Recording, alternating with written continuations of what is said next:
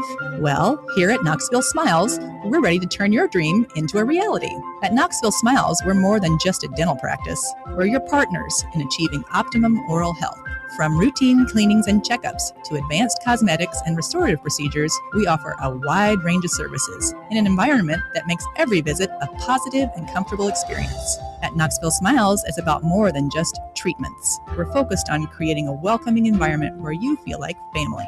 Our state-of-the-art facilities are designed with your comfort in mind, and our friendly staff is always ready to address your questions and concerns. Don't wait any longer to achieve a beautiful smile you deserve. Schedule your appointment at Knoxville Smiles today and take that first step towards a healthier, happier you.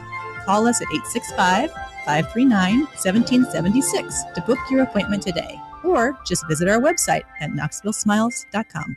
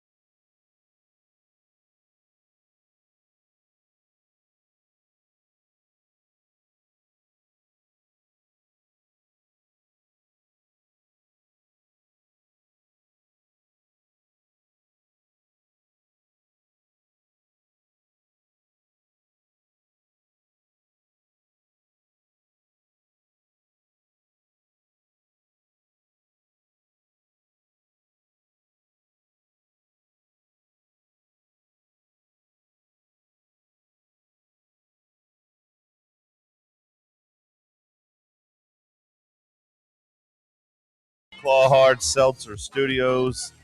John Reed, Cody McClure, Bubba, Bad News Bubba. Happy Friday to you, May 8th. Hope you're having a good start to your day, or maybe a good lunch, or maybe a good night, depending on if you're a podcast listener or not. We still love the podcast people too, but I do hold a special place in my heart for all the freaks who wake up and watch with us live every morning. Shout out to you guys. Cody McClure, shout out to you. How are you, my friend? I am excellent. It is good to be here. Good to be anywhere.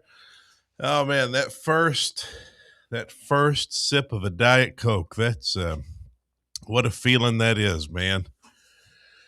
What a feeling that is. Really just burns.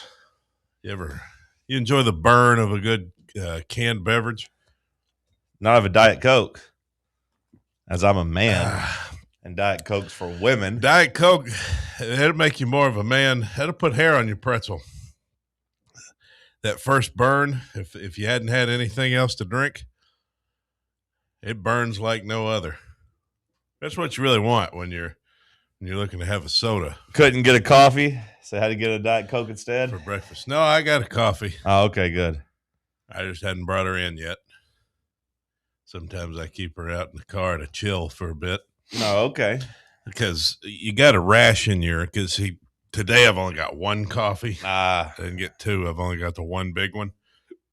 Which sometimes I drink the two small ones, sometimes the one big one. So it just depends on the day. But nonetheless, I think this is the first day this week though that I've bought out coffee. So I think that's good. Nice. I think I went the whole week just drinking the stuff out of the bottle in there. I don't know if you noticed here at the office, I keep a gallon of milk. You keep a gallon of milk here at the office? Yeah. Oh, no, I didn't notice that. Or a half gallon. I've had a half gallon in there all week that I've slowly been drinking down with my coffee. I haven't seen that at all. Yeah, drinking iced coffee with milk. Saves a lot of money. I will say that. How are you today? I woke up and my lower back's it's hurting today. I've just been hurting all week. Nothing new here. Not going to complain. But if you ask me how I'm doing on a scale of 1 to 100, I'm feeling like a 54. Well, it's about the same here, man. Yeah, 54. I ain't feeling good. I think it's the inflammation. I think you're probably inflamed, as am I, as is most of the country. I think if you ate nothing but ribeyes you should eat nothing but ribeyes for like 4 days and see how you feel. Nothing but ribeyes? Yeah. Okay. It's harder than you think. No, I mean, I imagine it's pretty hard to eat nothing but ribeyes. Yeah. Yeah, it's a lot of cooking. I think my record was 9 days. That's without cheating. 9 days with no meal but ribeye? Well, no, just no carbs. So okay. Eggs, bacon, and ribeyes, basically. Some ground beef. Oh, okay. Yeah. The old Kennedy diet. And wouldn't you want to aspire to be like him, at his age? Robert Kennedy, when you see him, doesn't he seem healthy? Oh, when you say Kennedy, I still go to John F. Who? John F. Kennedy. He's been dead for years. Well, I know, but that's still where my mind goes when I hear Kennedy. No, there's only one Kennedy now. You tell me Kennedy, I still think of JF. What would you name if you were going to name your kid? Your mic was off, Bubba. What the hell did you say? Were you talking about Mr. Kennedy from WWE? That was after my time. I didn't really see much of Mr. Kennedy, to be honest. He was the Irish guy with the shillelagh. Was that him? No, he wasn't Irish. Or that was Finlay. Yeah, that was Finlay. Yeah. Mr. Kennedy. He was like a money guy. Although that was kind of confusing to me, as I would sometimes periodically check back in, and there was a blonde-headed, short-haired guy named Finlay, and there's a bald-headed, short guy named Mr. Kennedy, and it was just kind of confusing to me. Mr. Kennedy was somewhat supposed to be Vince McMahon's son, right, Bubba? Is that accurate? Was that part of his gimmick? He was supposed to... I forget everything about this guy. Oh, okay. What would you name your kid if you're going to name him after a president? What do you think the best president names would John. be? That's what you would do? Yeah, I'd name my kid John. Just regular John? Yeah. Oh. It's the best president name I feel like that we've had. Strong name. Solid name. I feel like there's better ones. Better names than John? Yeah. Like what? Well, just Calvin? No, not Calvin, but a little more creative. Joseph? Who was Joseph? McKinley? That was William McKinley. Who was Joseph? Biden? Buren? The guy we just had? Oh. Yeah, he went by Joe.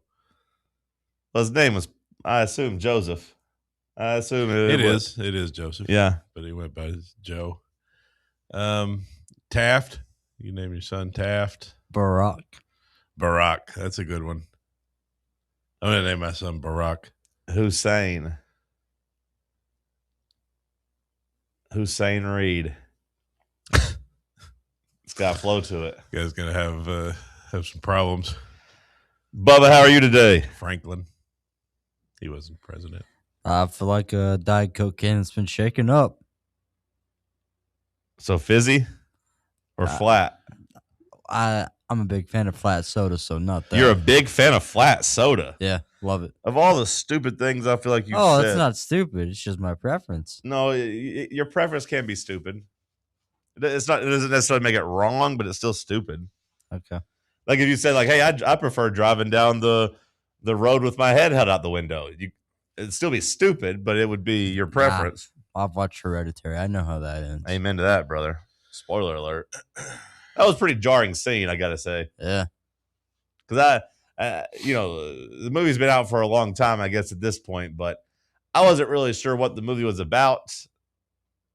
In the previews, they just kept showing that little girl doing her little thing. So I assumed, spoiler alert, 10 seconds. I assumed that girl was going to be a major plot of the movie, which, I mean, I guess she was, but not in the sense that I thought, as I thought she was going to be one of the main characters and one of the main spooky things. The next thing you know, boom, her head's gone. Crazy. Maybe the best horror movie that's released in the last 25 years, though. Wow, you've watched a lot of them, I feel I've like. watched a lot of them, and I do think I'd put Hereditary at number 1. Right up there with Freddy versus Jason. Yeah, I'd give it the slight edge to over Freddy versus Jason, but I think Hereditary would be my number 1, Bubba. That movie's chilling. Yeah. Although I did like Hokum. Not saying that Hokum's better, but Hokum was really chilling too. Hokum was good. You know, the people are still going to the movies. Yeah. These days. Apparently movie theaters are doing better. I go to the movies at least once a week. Yeah, I know you're a big movie guy. Hell, sometimes I plan on twice a going to week. the movies this weekend, Cody. You will? Yeah. What are you going to go say? Mortal Kombat 2. I saw that yesterday. Some people I hear they didn't like it, but me, I'm a sucker. Who the hell didn't like it? Just people, man. They're just like, oh, Carl Urban shouldn't be Johnny Cage. Ew. I think since Once Upon a Time in Hollywood, 2019, I think I've been 2 times. Loser. I went with you to the one. What did we see? Killers of the Flower Moon. Yeah. And then I went to see Oppenheimer. I think that's the only 2 times I've been since. Oh, wait. Was that the guy from The Boys, Bubba? Yeah. I want to go again, though. I got to say, I didn't connect that at all. But I don't know what movie to watch. He was a pretty good Johnny Cage. I mean, is there a Mortal Kombat like comic book, or is it just the video game? I think they've tried to make comic books off of the video games. Okay, but the video game is basically where the lore comes from. Okay, because my brother used to like playing with Johnny Cage, but I didn't know how the character was quote unquote supposed to be. I mean, I know he's just supposed to be cocky. And there's also some weird like TV show spin-off on the price of concessions. But he was a pretty good Johnny Cage as far as what I was looking for. Yeah, I mean, it's just supposed to be a cocky movie star that can do a little bit of, kung fu or karate or whatever his martial art is. Well, I thought he nails it there. I did not realize that was a guy from The Boys, though. Parking. What are you talking about? Parking at the movies is about as easy as it gets. Although I did have a friend one time. Too much soda. He was like you. He hadn't really been to the movies. So, like, he called me one time. We were going to the movies. He's like, hey, where do I park? And I was just like, the big-ass lot there? Like, what do you mean, where do you park? Just pour your car on through. Well, somebody will park it for you. If you go downtown, you got to park in the garage. Well, yeah, that's pretty simple, too, though. Yeah, and if you park on the right level, there's a walkway straight across. We were going to Turkey Creek. He's like, where do I park? I was like, the big-ass lot, brother. Well, you never know. You really don't. Some people aren't used to driving cars. He had said he hadn't been to the movies there in a long time either, but I was like, it seems pretty self-explanatory. What should I go see? Is there a big one out? Is there a really good one out right now that I would see? Or no? I think your time's coming up here soon for the Odyssey. Okay, who's that got in it? I mean, the Odyssey's got Anne Hathaway. It's got Tom Holland and Robert Pattinson. Okay. The Odyssey is supposed to be like a big, obviously it's a big epic story. Summer blockbuster? Yeah, it's a Christopher Nolan movie, so you know how he is. I don't really like his movies other than The Dark Knight. Yeah. Which I really did like The Dark Knight. But you're familiar with the story of the Odyssey, right? Yeah. Homer, yeah. Not the Iliad. No, the Iliad was a different book. Yeah, everybody knows the Odyssey, Odysseus and such, and everything that happened there. Greece. I mean, you might like the Michael movie that's out. Greeks. Is that the number 1 movie right now? Yeah. I mean, it's about to cross over. That was terrible. Yeah. It's about how he did it as he was closing his out to death. You could either Michael, if you're interested in that at all, or, I mean, Project Hail Mary was supposed to be like a big-time blockbuster. I haven't seen it because I don't really like space movies. It's a space movie, but it's apparently really, really, really good. People love it. What's it called? Project Hail Mary, but at this point, it'll be on streaming. Is that about Doug Flutie? Yeah. On this point, it'll be streaming before too long. That would be good to watch. But long story short, Bubba, me and a handful of people, we took in Mortal Kombat yesterday at the 5:30 showing, and we didn't get up and fight anybody, but the juices were flowing. And by handful, he means popcorn. You maybe saw it in the previews, but when Scorpion hits the "get over here," everyone's like, "Yeah." And early on, you get a "finish him." I'm like, "Yeah." Do you watch the first Mortal Kombat?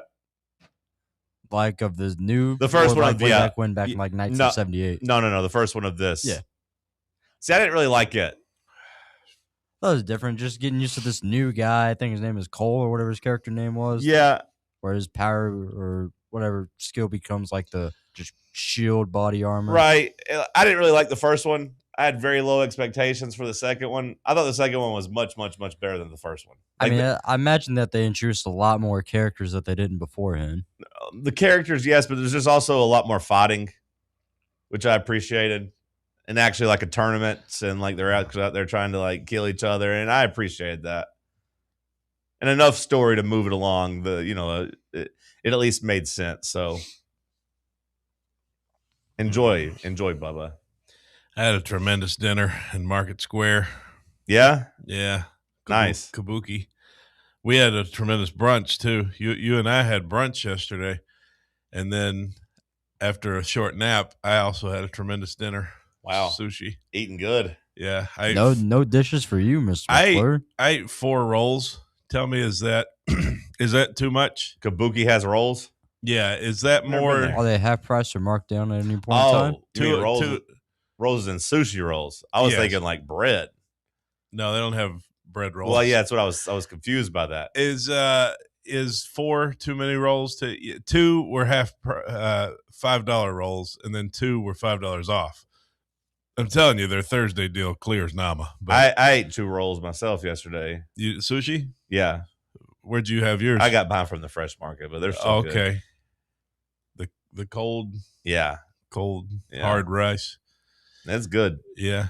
I've never had it. I've had like Kroger. Is it better? It's than way Kroger? better than Kroger. I tried Kroger's one time, and it wasn't very good.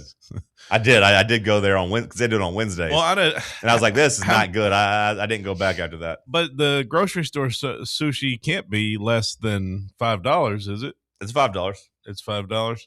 At that price point, you should go to Kabuki. Well, I don't really want to go all the way downtown. Well, that's fair. That's a long way. Yeah. A long way for you. But they got a couple chefs in there making it. So, I watch them cook it, and I was like, okay, I'll take it. And it does me right. It's pretty close to where I live. So, okay.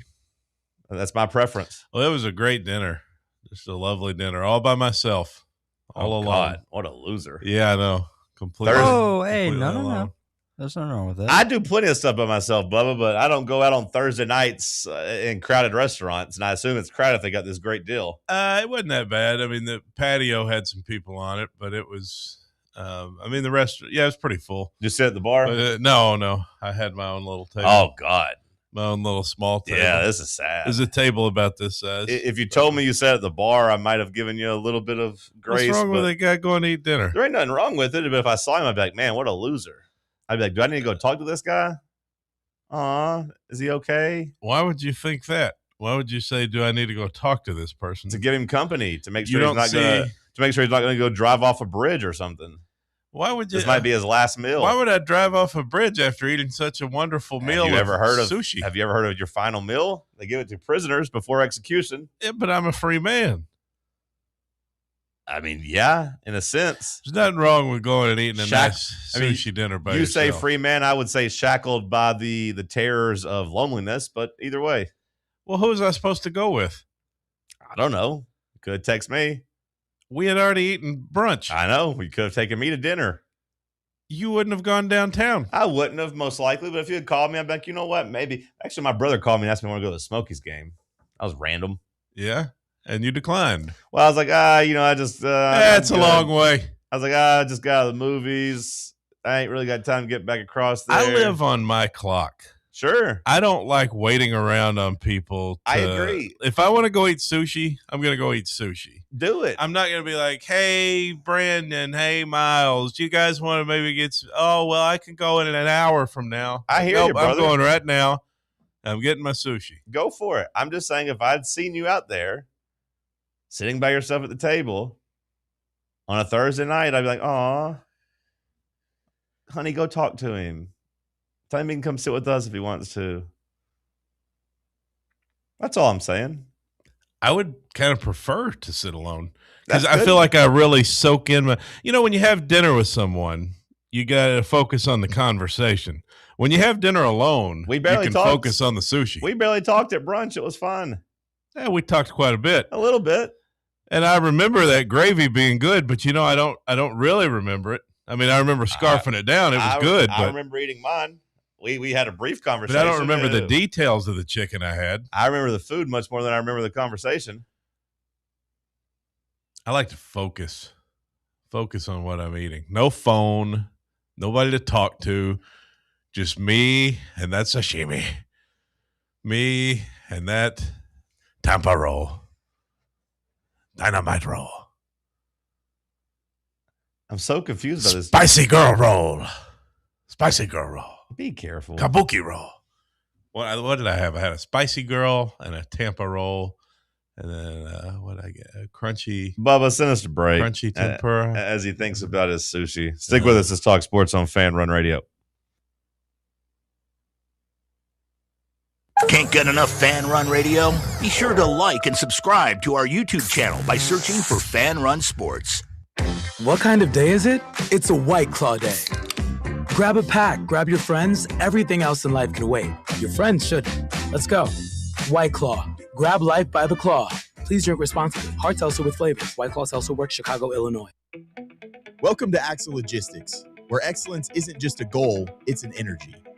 As a leading third-party logistics company, Axle is powered by an award-winning culture built on a work hard, play hard mentality. Here, the drive for success is contagious and hard work never goes unnoticed. Whether you're just starting out or looking to level up, Axle Logistics is the place to launch your career. Join us and take your ambition to the stars. To learn more, visit axlelogistics.com. Located in Knoxville's historic Old City, Barley's offers great food, live music, the best draft beer selection in town, and now your new favorite place to watch sports.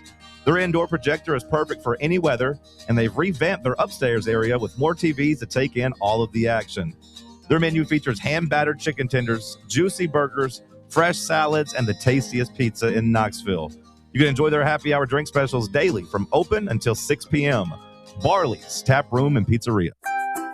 Are you ready for the start of a new season? Maybe looking for your team to go on a tournament run? Get game day ready with Crumble. Head on over to your nearest location and pick up 12 pre-selected cookies plus exclusive toppers. When you're looking for dessert options, there's no question about who you should call on. Our listeners already know. Last year, the Dubai chocolate was a home run, along with the brownie batter. Oreo crumb was another crowd favorite. What new flavor will set the standard this season? If you're in the Knoxville area, there are 3 locations ready to serve you: Clinton Highway, Parkside Drive, and Maryville. Download the Crumble app to build your best lineup and vote on the best combos.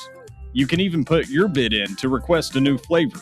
Order in the app and slide on over to your nearest location. Tell them Fan Run sent you, and as always, it's for the fans, by the fans. Don't miss the cookies.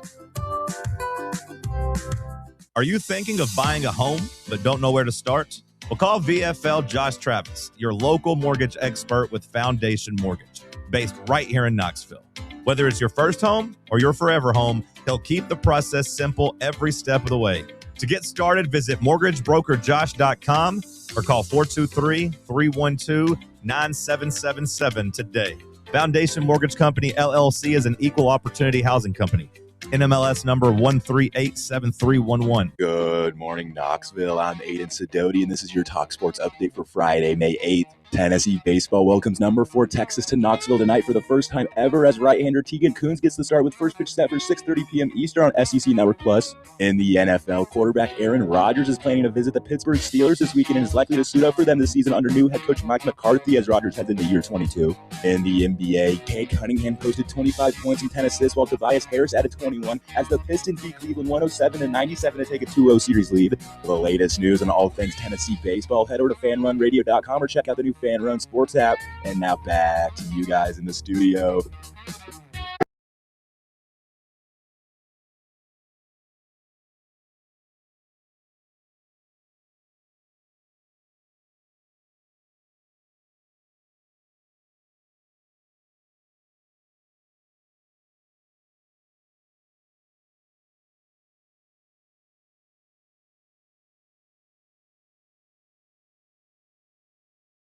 update.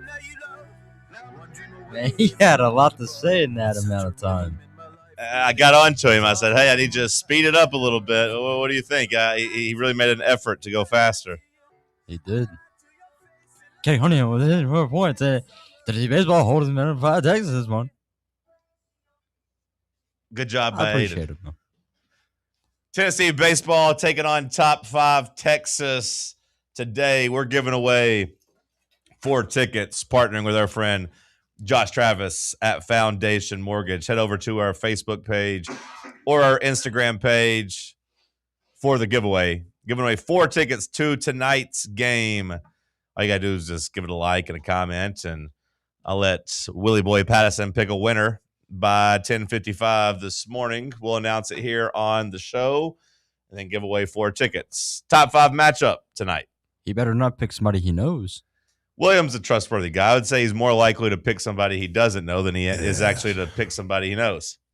One time we did a giveaway, and I had a friend legitimately win. This was back when I first started the station back in 2016. Legitimately won like a nice cooler, a nice like fridge. But Nate, the boss at the time, said, no, sorry, we can't give it to your friend. And I was like, what the hell? I said they won fair and square. And when I say friend, I mean I was living with them. So like it did kind of look like it was mine, but like insider job. But it wasn't. It was 100% on the up and up. It was legitimate. I watched Nate pull it out. This is some poly market insider trading. Well, I don't think you should be punished just because you live with me. I bet you're also buying all these oil stocks going on right now too. I'm not manipulating the market, Bubba. I didn't even pull the paper out. Just because you're friends with me or live with me doesn't mean that you didn't come support us at the remote. Hell, the restaurant that was judging people and how many people came wasn't judging on, well, they actually know each other. No, there's like, hey, these people came and spent money. I didn't think they should be ineligible for the prize, so it actually kind of rubbed me the wrong way. Pause.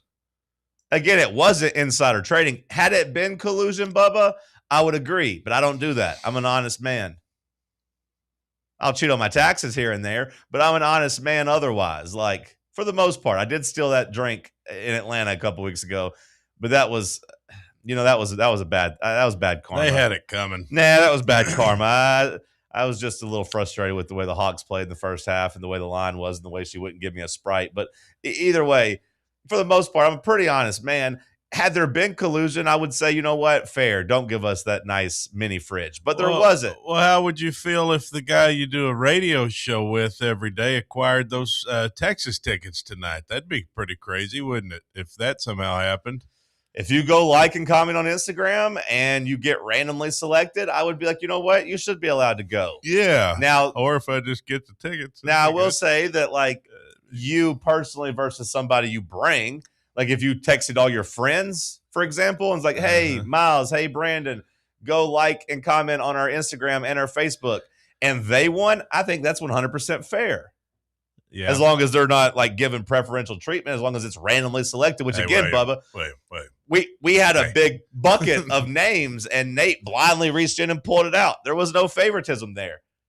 So now, do you think if you texted your friends, Bubba, and told them to interface tickets, do you think they should be ineligible? No, they shouldn't. No, they should be picked. Exactly. I was actually thinking about that's what happened to me with the damn fridge. I was actually thinking about going to the game. Because this would be the last opportunity, other than you got like what, Belmont Tuesday. Yeah, we're not going to be hosting. I think it's fair to say that, right? So I was kind of looking at this weekend, and I was surprised to see that Sunday tickets are actually very affordable. Well, yeah, it's Mother's Day. Yeah, like Sunday in general, they haven't been, they haven't had a big market for them. Because it's Sunday, like early after church, but also like Mother's Day kind of throws a wrench in there. It was like $29 or something for a lower level. Yeah. And I thought, well, that's a pretty good, I don't need free tickets when I can just pay for that, Right. But I was asking the fellas if they had any interest in going, but I don't think they do. So it'd probably be another thing. I'd just have to go by myself. Go have a nice lunch in Market Square and head to the game. With my foam finger. Woo! Go Vols. Well, if you want, as of right now. I wish I had a friend. As of right now, I do still have my 4 seats for Sunday in Texas if you want, like, my good seats. Well, you probably want to sell those, though. Yeah, I mean, I do want to sell them, but you just said it. The market's not, really there for them. No, but you could probably, maybe you can make $100 or something, What's $100 amongst friends? Yeah, well, that's a lot to me. But I don't know. But just before you buy them, if you do buy them on Sunday, just ask me. Yeah, I'll check in with you. I did think about, well, what if I could just, because the Friday, Saturday tickets weren't bad either on the secondary market. And I was like, well, I could go to one of those games, but then I probably wouldn't be able to hit my Uber bonus if I did that. Because you'd probably want to do some booze and that's right. Watch the game. That's right. And I know how that goes. Yeah. I'm old enough to know. I've kind of learned over the years what happens. You've grown up. I know what happens. I know exactly what will happen. Well, again, we're giving away 4 tickets to tonight's top 5 matchup. Just go over to either our Facebook page, Fox Sports Knoxville, our Instagram page, Fan Run Sports.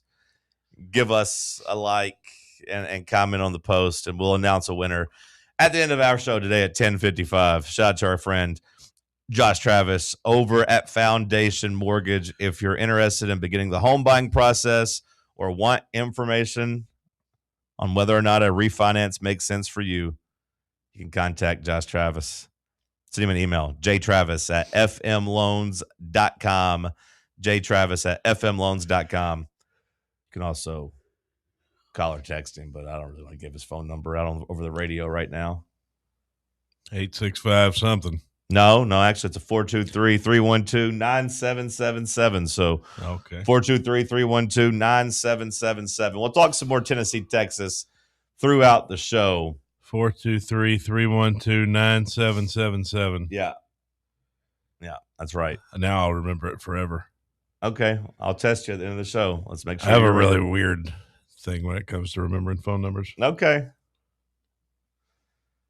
Last night in the association, Detroit, Oklahoma City, both held serve, both up 2-0. We had a pretty good back and forth first round of the playoffs so far, at least on this night. And with the Knicks, you got 3 series that look like they are firmly in control by the higher seeded team. You'll be glad to know I got back to cha-ching land last night. Nice. Love that for you. Yeah. Right back to winning NBA parlays. I've been so good at the NBA. Good deal. I should have been betting it all along. Yeah. What'd you have last night? Forget football. Well, I took your advice and took LeBron over 21 points. He had 23. Cha-ching. And then at the same time, I took the Thunder to cover. Oh, but that was a nice little boost. 15.5. Yeah, and it was dicey late in the game, but they prevailed. And then I had the Pistons just winning straight up. Okay. So that was all together with my bonus. It was plus 744. Nice. So, yeah, pretty good. Did you put 5 on it or 10 on it? 5 to win 42. Should have put 10 to win 84. Yeah. 100 to win 840. Yeah. Would have been even better. 1,000 to win 8,400. Imagine if you put 10,000 on it. 84,000. I'd have $84,000. Yeah. Wow. I wouldn't even have to worry about hitting the Uber bonus this weekend. Now, they wouldn't let you do your boost on that. No. You wouldn't have got to do your No, boost it's on usually that. a $10 max. Yeah. Every now and then it'd be like a $20 max, but I still feel like Detroit and Cleveland is still a little bit of a rock fight. I still feel like when I watch that I like Cleveland's team more, but it's just another year, another example of James Harden getting to the playoffs and falling apart. James Harden getting to the playoffs and just kind of letting his team down, because last night, his running mate, the face of Cleveland, Donovan Mitchell, he was the best player in the game. He played pretty damn well. It's just he didn't really get much help from the guys he needed help from. Neither James Harden nor Evan Mobley showed up. I will give Jared Allen some credit. He showed up and scored 22 points. He was pretty good. But Evan Mobley and James Harden are supposed to be option 2, option 3, and both those guys kind of stunk. Let them down. Choked. It was another game where the game was in the balance. It was a tie game. late in the fourth quarter, and you wondered, is Cleveland going to be able to make the plays to steal home court advantage? And the answer was no. But I do want to give a shout out. To VFL Tobias Harris. And I guess this game wasn't technically tied. It was a 2-point game. They got it down to 2, but not tied. VFL Tobias Harris. I almost added Tobias into my parlay. Right now, Tobias Harris, you can get pretty good numbers on him to get 25 points and rebounds, and he's pretty consistent at doing that right now. Yeah. 20 if you want to be a little bit safer at like minus 300 has been a pretty safe bet because Tobias Harris, for my money, playing the best basketball of his career, especially when you consider the stakes. And he's a guy that has had kind of a maligned career where he hasn't gotten a lot of love and respect. He's been, his money's been talked about his entire career of him being overrated. And if he's been your second scoring option, you've typically had a bad time. But right now, he's been the second best player, the second most consistent player for the Pistons behind Cade Cunningham. He scored 20 points or more, now going on, I believe, 7 straight games. He's been really, really, really good. He's hot. I asked you if you consider Julian Phillips VFL. You said, not really. No. Tobias Harris, do you consider him VFL? Of course. Yeah, of course. He was our best NBA guy to sell for a long time. That is true. I mean, it was, and I do remember watching Tobias. That's kind of a rough cast of characters back during his day, wasn't it? I mean, they had some guys that were kind of knuckleheads. I don't necessarily remember the characters being as rough. Is that just being just a rough season? I mean, he was here, Bruce's last season that was mired in turmoil. Mm-hmm.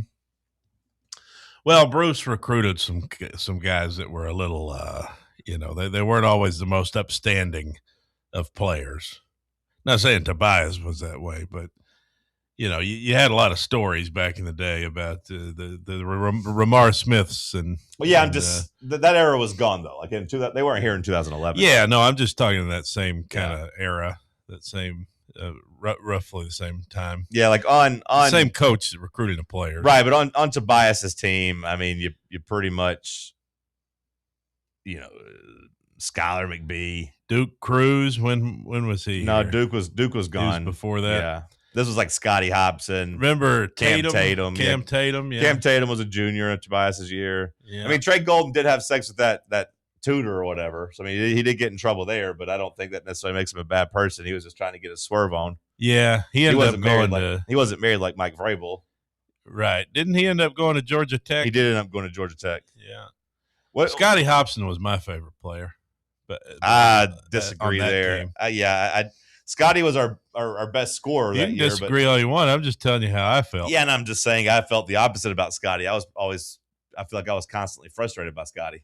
Well, I wasn't taking it in that deep. Yeah, I was just kind of I enjoyed watching I think of his dunk against Arkansas, and it brings me a good memory. I mean, he was a 5-star All-American coming out of high school, so I just had some high expectations for him, and he never quite lived up to it. What year was that?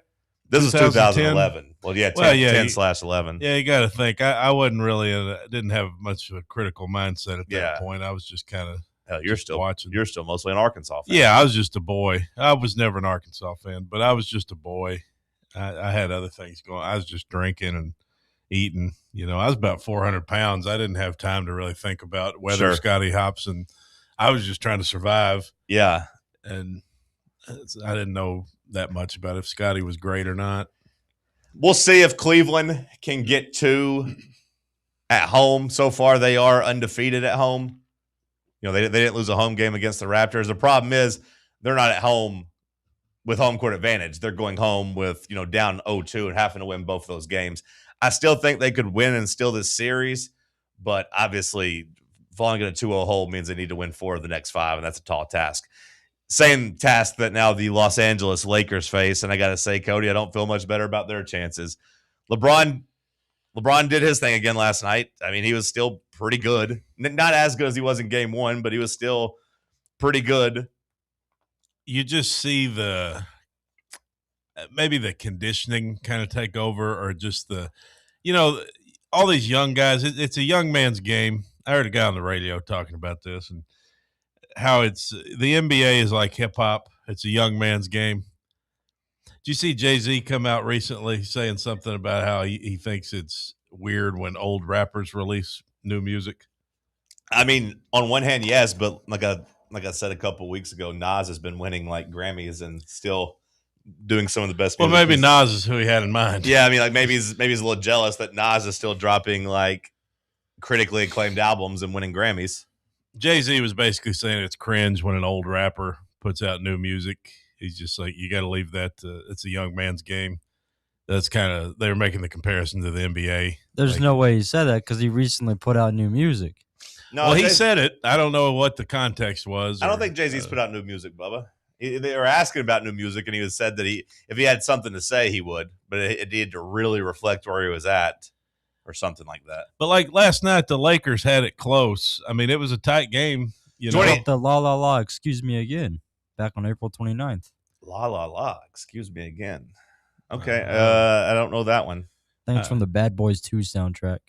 Yeah, when did the Bad Boys 2 come out, Bubba? Yeah, but he released it though to platforms.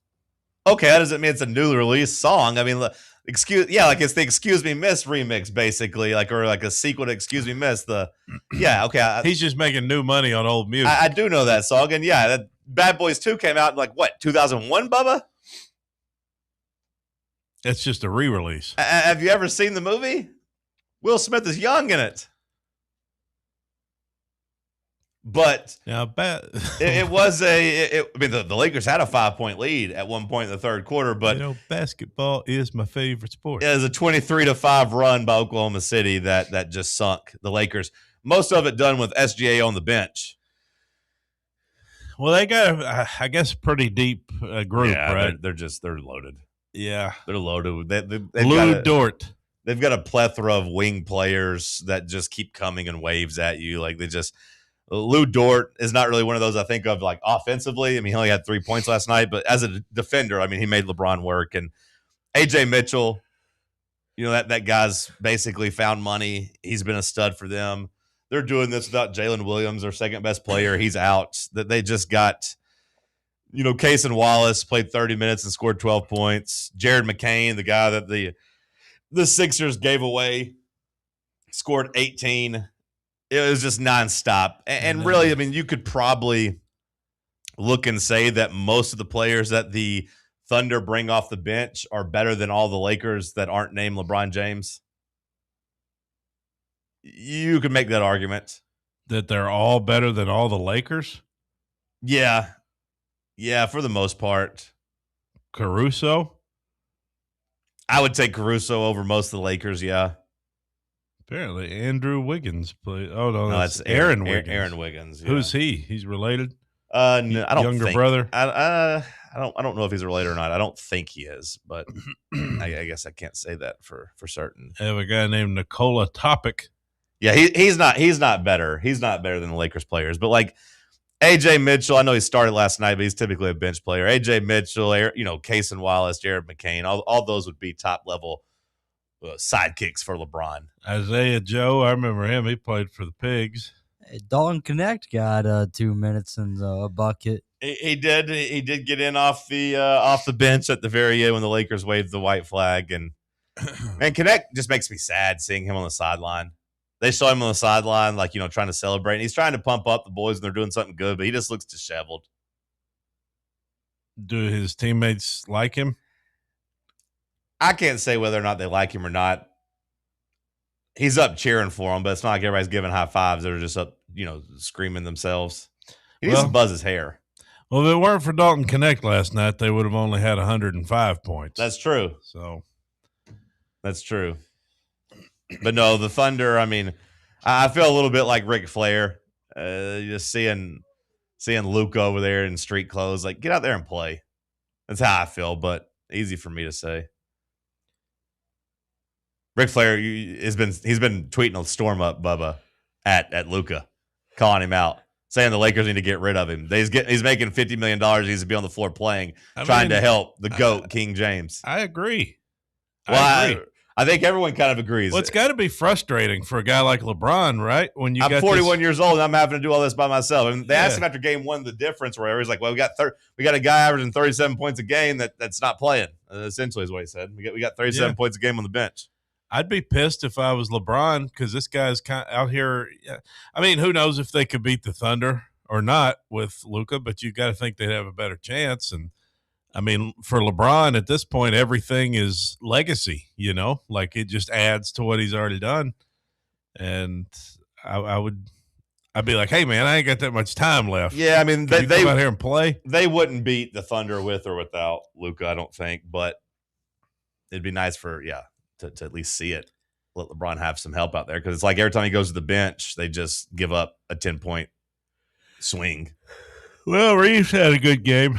31 points. Yeah, 31 points. Yeah. He had 5 turnovers and was a negative 20 though on the floor. So I mean, like almost dislocated his elbow.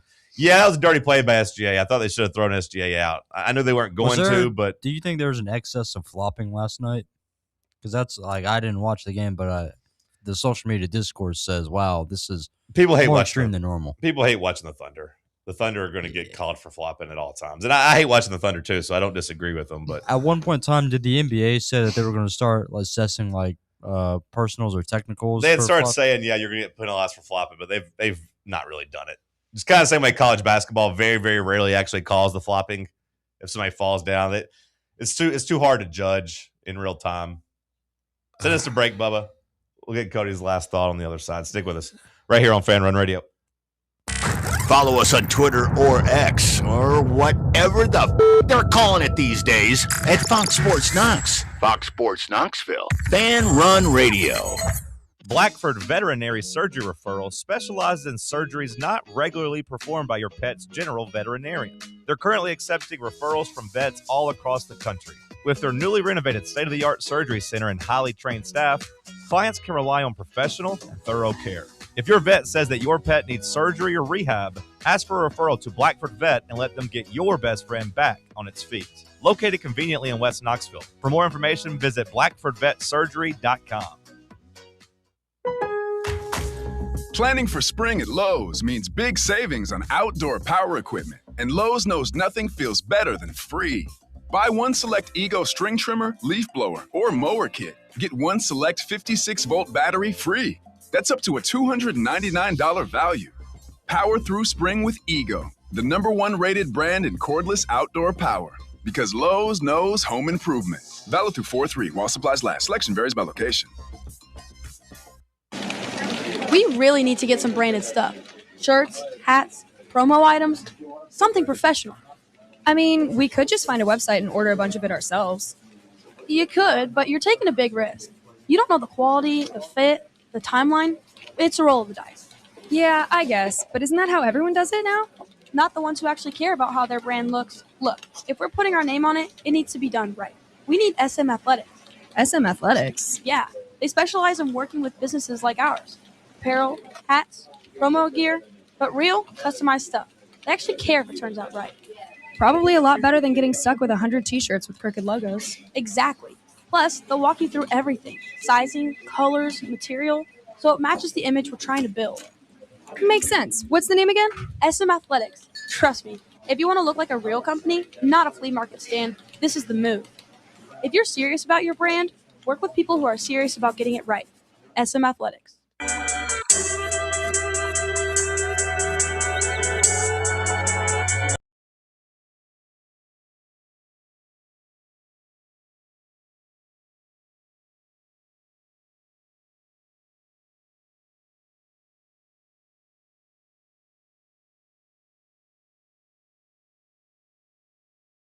Kind of crazy to me that we're still in 2026 and that, we've had a pretty good run here, during the Rick Barnes era.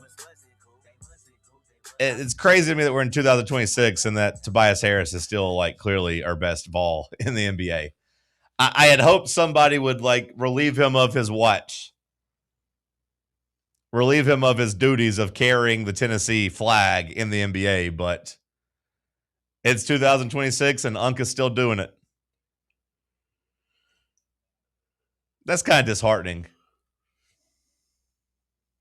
There's been good players come and go, especially really good college players come and go. But Tobias is still having to hold it down. We'll see if Nate Ament can unseat him. Cody, if you were betting money right now, does Nate have a better career than Tobias Harris? Tobias Harris has played for 15 years. He's made a whole lot of money. He averages 15.9 points per game, 6 rebounds. Do you think Tobias Harris gets unseated by Nate Ament? Would you buy that or sell that? For a whole career? Yeah. I'll buy it. I'll take my chances with Nate. Okay. But Tobias has had a pretty good career. Yeah, he's had a really, really damn good career. Really damn good career. I mean, he's a solid NBA player. Did you have more thoughts? Oh, go ahead, Bubba. Is it possible for Grant Williams to have a career on par in terms of like longevity? Longevity, maybe, because Grant's a smart player. You know, I think Grant will always kind of be able to be on a bench because he's smart. He knows how to play team basketball. It does seem like he's not a player that's going to demand the ball or minutes. You know, he played a little bit in Charlotte, but like he averaged only 19, 20 minutes a game. So like, yeah, I think he could play, you know, another 10 years, Bubba, or another 8 years or so to get to that longevity. But he's a 7 points a game scorer. He's not going to be able to, you know, match impact or skill of Tobias. Did you have one more thought last segment? I was just going to say that, you know, the Lakers weren't happy about the officiating, and they had crowded around the officials after the loss. Austin Reeves and some of the guys were clearly not happy. And after the game, J.J. Redick said LeBron gets the worst whistle of any star player, talking about SGA's touch fouls. Man, there was some times, and look, I'm a LeBron fan, but there was some times that it looked like LeBron really got smacked going to the rim and they didn't call it.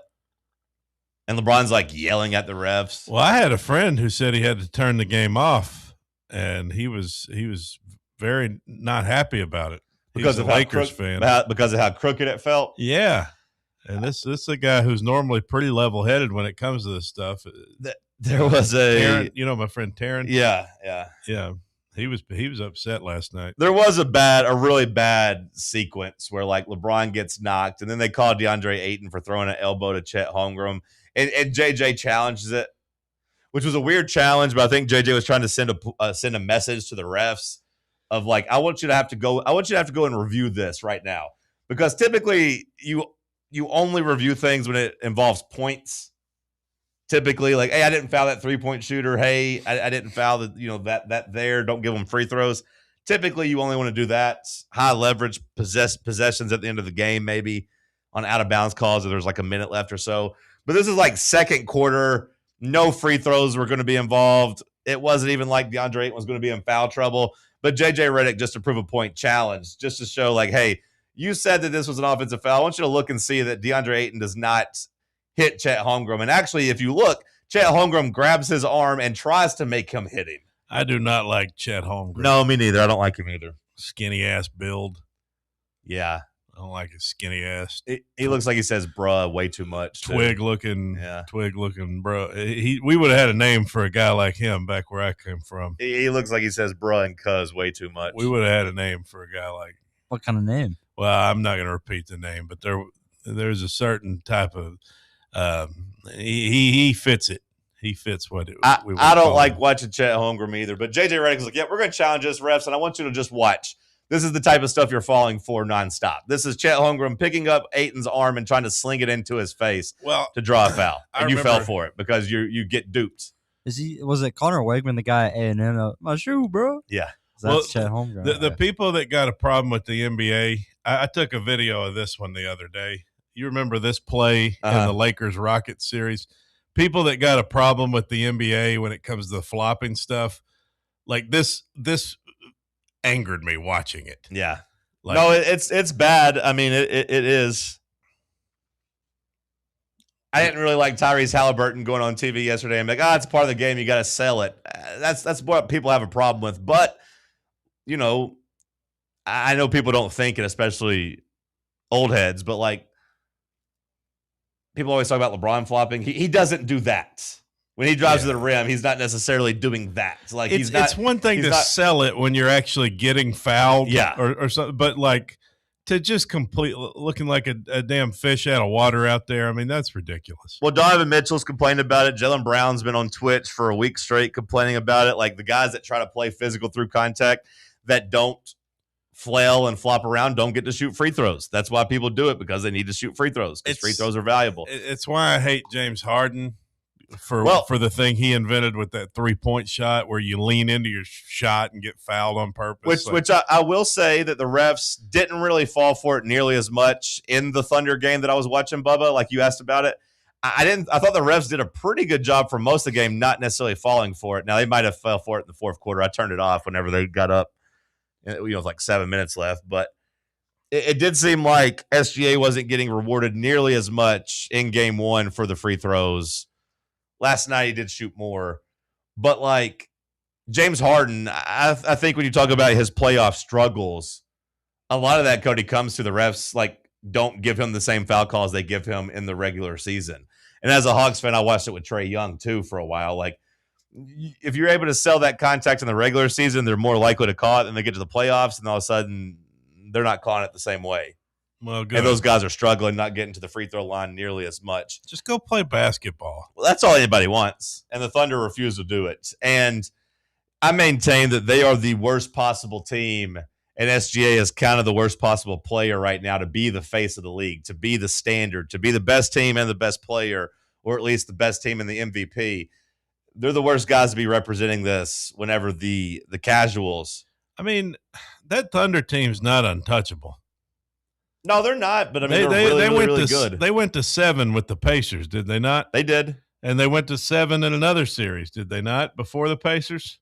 Yeah, the Nuggets. The Nuggets took them to 7. I mean, it's not like they're an untouchable team. Like, I just the Lakers aren't going to beat them, but I hope somebody does. Yeah, the problem is if anybody in the West is going to do it, it's the Spurs, and I don't want that to happen either. Or the Knicks, and I don't really want that to happen either. So I'm kind of confused on what I want to have happen. I'm rooting for Minnesota, but I don't think Minnesota's got enough in the tank to win both of these series. It'd be nice if Luka and his $50 million is out there playing. Bum. Fatso. Fatso Luka. Hour 1 of the books. We'll kick off hour 2 with some headlines. Stick with us. This is Talk Sports on Fan Run Radio. The flagship station for Tennessee football. Fans.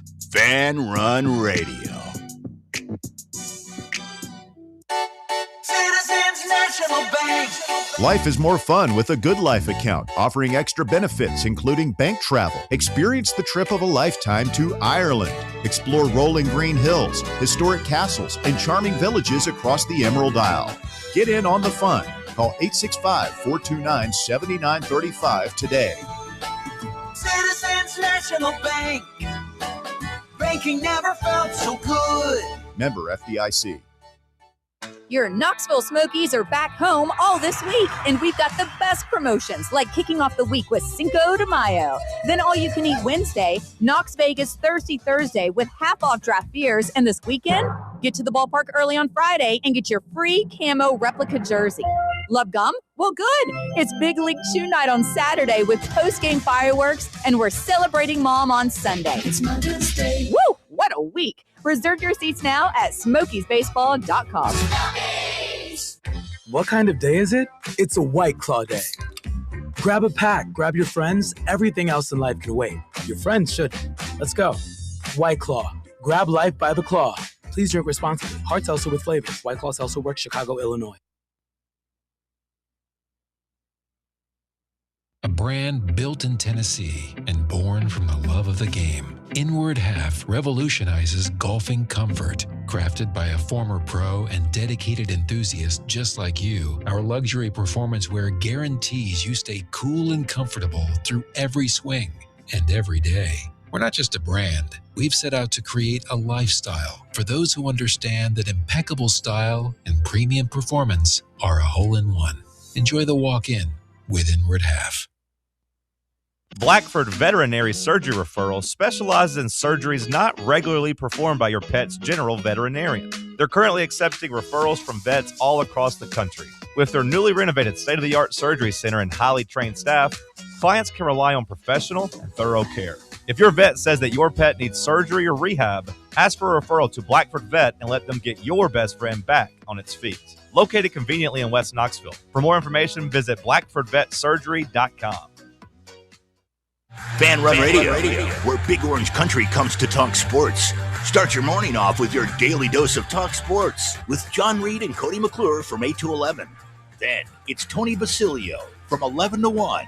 The Playbook with William Pattison from 1 to 3. And The Drive from 3 to 6. It's 10 hours of hard-hitting local sports radio every day, right here on the flagship station for Tennessee fans. This is Fan Run Radio, Knoxville.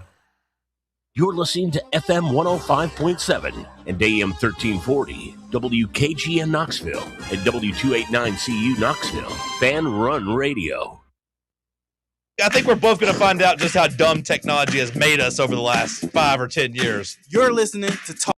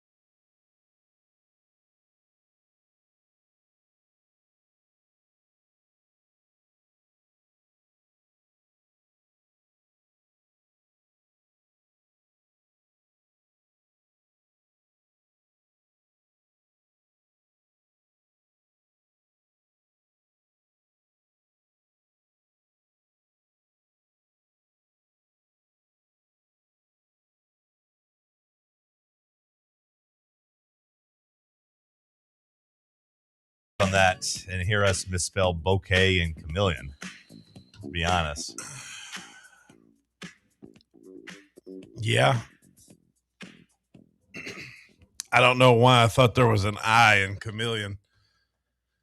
When I think about it now, I definitely don't think about there being an I in there. I was not even close on bouquet, I don't feel like. That one was just Bouquet, isn't it? Yeah, like I said, I wasn't even close on it. Bokay, bouquet. All I'm hearing is a new potential trivia category. We've done spelling from time to time, and I kind of stay away from it now. We just had a straight up spelling bee one time. Yeah, that's what that was. And I will say, I mean, it is tougher to do whenever you don't have, like a pen and paper to write down or able to kind of visualize it. It is tougher. I'd like to think I would have spelled bouquet correctly if I was able to actually type it out and look at it. But yeah. Do we need to implement the whiteboards again for that, or I did? I do have a new whiteboard that I bought. Like, hell, maybe during football season. It's just been sitting. At my place. I need to bring it in. It's been hiding up behind my mirror. I got a mirror, and there's a little bit of crease. I just picked up the package and set it there behind it, and I've never brought it, but I need to bring it. If you give me a whiteboard, I feel pretty good about my chances in the spelling bee.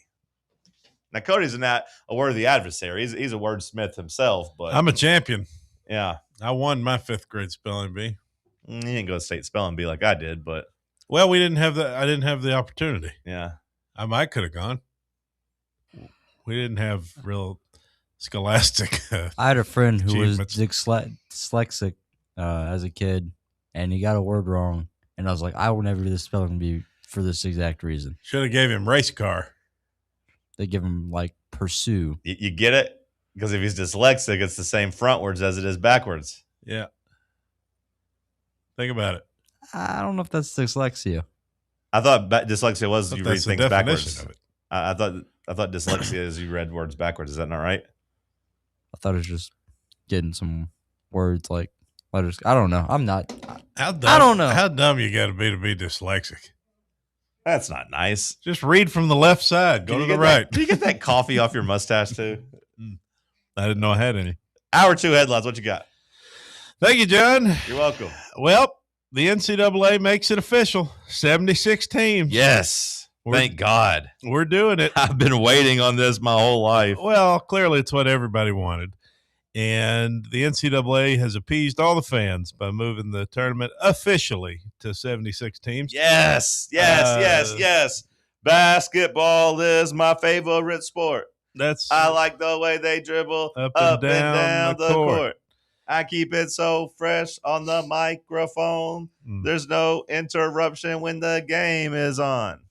That's right. And with the new announcement of the 76-team field, Joe Lunardi has put out I like the pick and roll. I like to take it to the hoop. My favorite play is the alley-oop.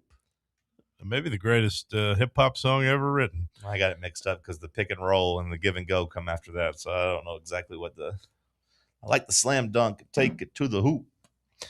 Joe Lunardi puts out his first bracketology for the expanded tournament, and he has Tennessee as a 5 seed. Oh, what a moron. Yeah, I'd kick him right in the crotch if he was here right now. If I saw Joe Lunardi walk through that door, I'd kick him right in his you-know-whats. Do you like the Curtis Blow version better or the little Bow Wow version better? Testicles. That's where I'd kick him. Do you like the Curtis Blow or the little Bow Wow version better? Do you think I really know the difference? I would hope so. I don't know the difference. I don't know. One rap's like this. That's the one I like. Yeah. Is that Curtis? Yeah, that's the old one. That's the original. That's the original? Yeah, then that's the one I like for sure. I think I like the little Bow Wow version better. Just to be honest. Okay. Yeah. Well, each their own. I think it would have been pretty easy to be a rapper back in the day. Yeah, you just got to rhyme words. Now basketball is my favorite sport. I like the way they dribble up and down the court. I mean, you still got to take the time to rhyme, you know. Yeah, but I could have rhymed sport and court. At least they were actually, rhyming. You're not going to act like rappers back in the day. You're not going to better than they are now. No, you're not. No, they're not. Now? No. Current day? Yes. Really? Yes. Really? Just talking about, my booty hole stank. You talk. Yes, that's what you like today? It's better than Curtis Blow. No. Yes, it is. No. If you want to say peak rap, when you and me were coming up, you're such Eminem, Kanye. You're such a old man that says, it's all better in the past. No, rap today is better than it was in 1980. Who do you listen to today? What active young hot rappers are you listening to? Just pick any of them. I mean, J. Cole's still active in rapping, and he's much better than Curtis Blow. When you say back in the day, I mean, I don't know. I'm not talking about the I'm not talking about the 90s. I'm talking about the rap we're talking about with basketball is my favorite sport. Okay, well, I'm not talking about Curtis Blow. Well, that's what I'm talking about. The Sugar Hill Gang? Yeah, the Rapper's Delight. Yes, those guys. Rapper's Delight's a way better song than anything today. No, it's not. Yeah, it is. No, it's not. It's just a straight. You'd rather hear that nasty, disgusting, just wrapping your genitalia with your. That's awful. Now, don't get me wrong. I like the first little part of it. Now, what you hear is not a test. I'm rapping to the beat. Yeah, that's cool. But like the rest of the song, we'll see which one stands the test of time. Well, rapping about your damn pubic hair versus the Rapper's Delight. We'll see what stands the test of time. You think that's new? You don't think rappers were rapping about nasty stuff back in the day? I mean, I remember Lil' Kim. They were talking about nasty stuff back in the day. Hell, there's those clips from like the 30s or 40s where the soul singers are singing nasty stuff. Nasty lyrics have always been around. Well, if you want to talk specifically about this Curtis whatever, I don't know about him. Go put on some damn Two Live Crew from the 90s and listen to the stuff they were saying if you want to talk about but you can't act lyrics. like today's rap is better than back in the day rap. That's what you said. No, if we're talking I literally said during this era is what I'm talking about, the 80s, the late 70s okay, and well, 80s. Whatever. I don't know what that was the foundation of. I mean, that was just getting started. My point. Those guys were terrible. That's like the Elvis of rap, but or Chuck Berry or whatever, But you can't say like the 90s. Now I'm feeling the highs and you're feeling the lows. The beat starts getting into your toes. Love that. I'd rather start listen to popping that. your fingers and stomping your feet and moving your body while you're sitting in your seat. I'd rather listen to that. And then, damn, you start doing the freak. And I said, damn, right out of your seat. Then you throw your hands in the air. You're rocking to the rhythm, shake your derriere. What's wrong with that? What's wrong with that? It's more dirty. I mean, just because it's a little more wholesome. Well, right there's dirty. No, you know what derriere is? He's one sort of shake your derriere. Yeah, he doesn't call it his booty hole. I mean, he's not being so damn graphic. He's being pretty graphic. Well, he's leaving it wholesome. And I appreciate that. I'd take that over today's junk any day. You're an idiot. You're an idiot. You said today's stuff's better than the old stuff. You don't consider the 90s to be the old stuff? Well, if you were listening, I literally said during that era. Well, because you knew you said something wrong. No, you just don't know what era's which. You think that I said, like, you think these guys are rapping in the 90s. I know they weren't rapping in the 90s. Well, that's literally what I said. That's not what you said at first. Yes, I did. I said this era. That is not the first thing you said. Go back and listen to the damn tape. I said this era of. I said it would be so easy to be a rapper during that era. Is what I said. I said that was so bad. If it weren't for those guys, and you said that era. I'll take that era over this era. And I said no, that's stupid. That's exactly how the conversation went. If it weren't for those guys, this stuff wouldn't have never grown. Okay, it would have never existed. Those guys were groundbreakers for their time. That's fine. That's like you sitting here and telling me every NBA player from the 60s is better than basketball players today. That's not the same thing. It is, because there wouldn't be basketball if they had never started playing. That's not the same thing at all. The NBA would have died in the 60s if it wasn't for them. That's exactly the same thing. Basketball has evolved. So has music. Rap music, you could argue, has devolved in the last 10 years.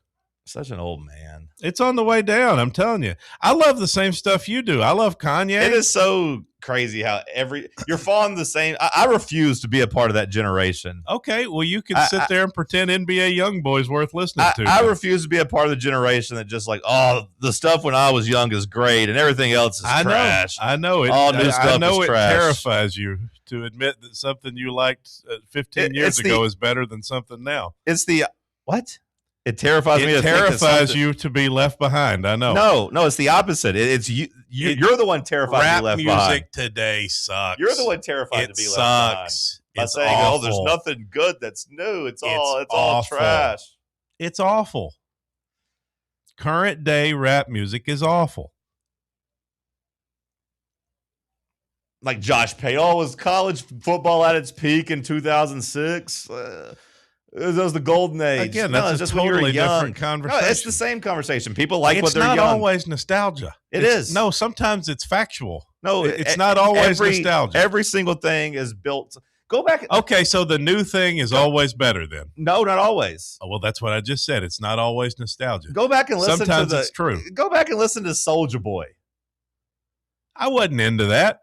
Well, that was the era you're talking about. Whenever you're growing up, yeah, but you're not going to convince the Kanye me. era. Go back. You're and listen just arguing to a lot of against that a wall. You're arguing against yourself. You're not going to, because you love Kanye. You're not going to convince me that any rapper alive today doing what they're doing is better than peak Kanye.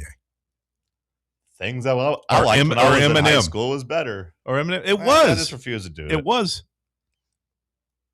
It's okay to be honest with yourself. I need my 64-team tournament. That's the way it's always been. That's the way it was. I like the 76. Give me these new games. So they're saying you're getting, what, 6 games now? 6 play-in games, 3 on Tuesday, 3 on Wednesday. Is that right? Or is it 6 on – let's do the math. It's 12 teams, 24 24 teams, 12 games. Okay, so 6 on Tuesday, 6 on Wednesday. And they're going to spread it out. They're going to find a new city besides Dayton, Ohio. Dayton, Ohio is going to get 3 games. And then the other city is going to get 3 other games. I didn't like that in the official release, the NCAA made it a point to tell us, hey, this is going to generate another $131 million. I don't think if you're having to tell me that in your announcements that you're going to do a good job of selling this to the fans.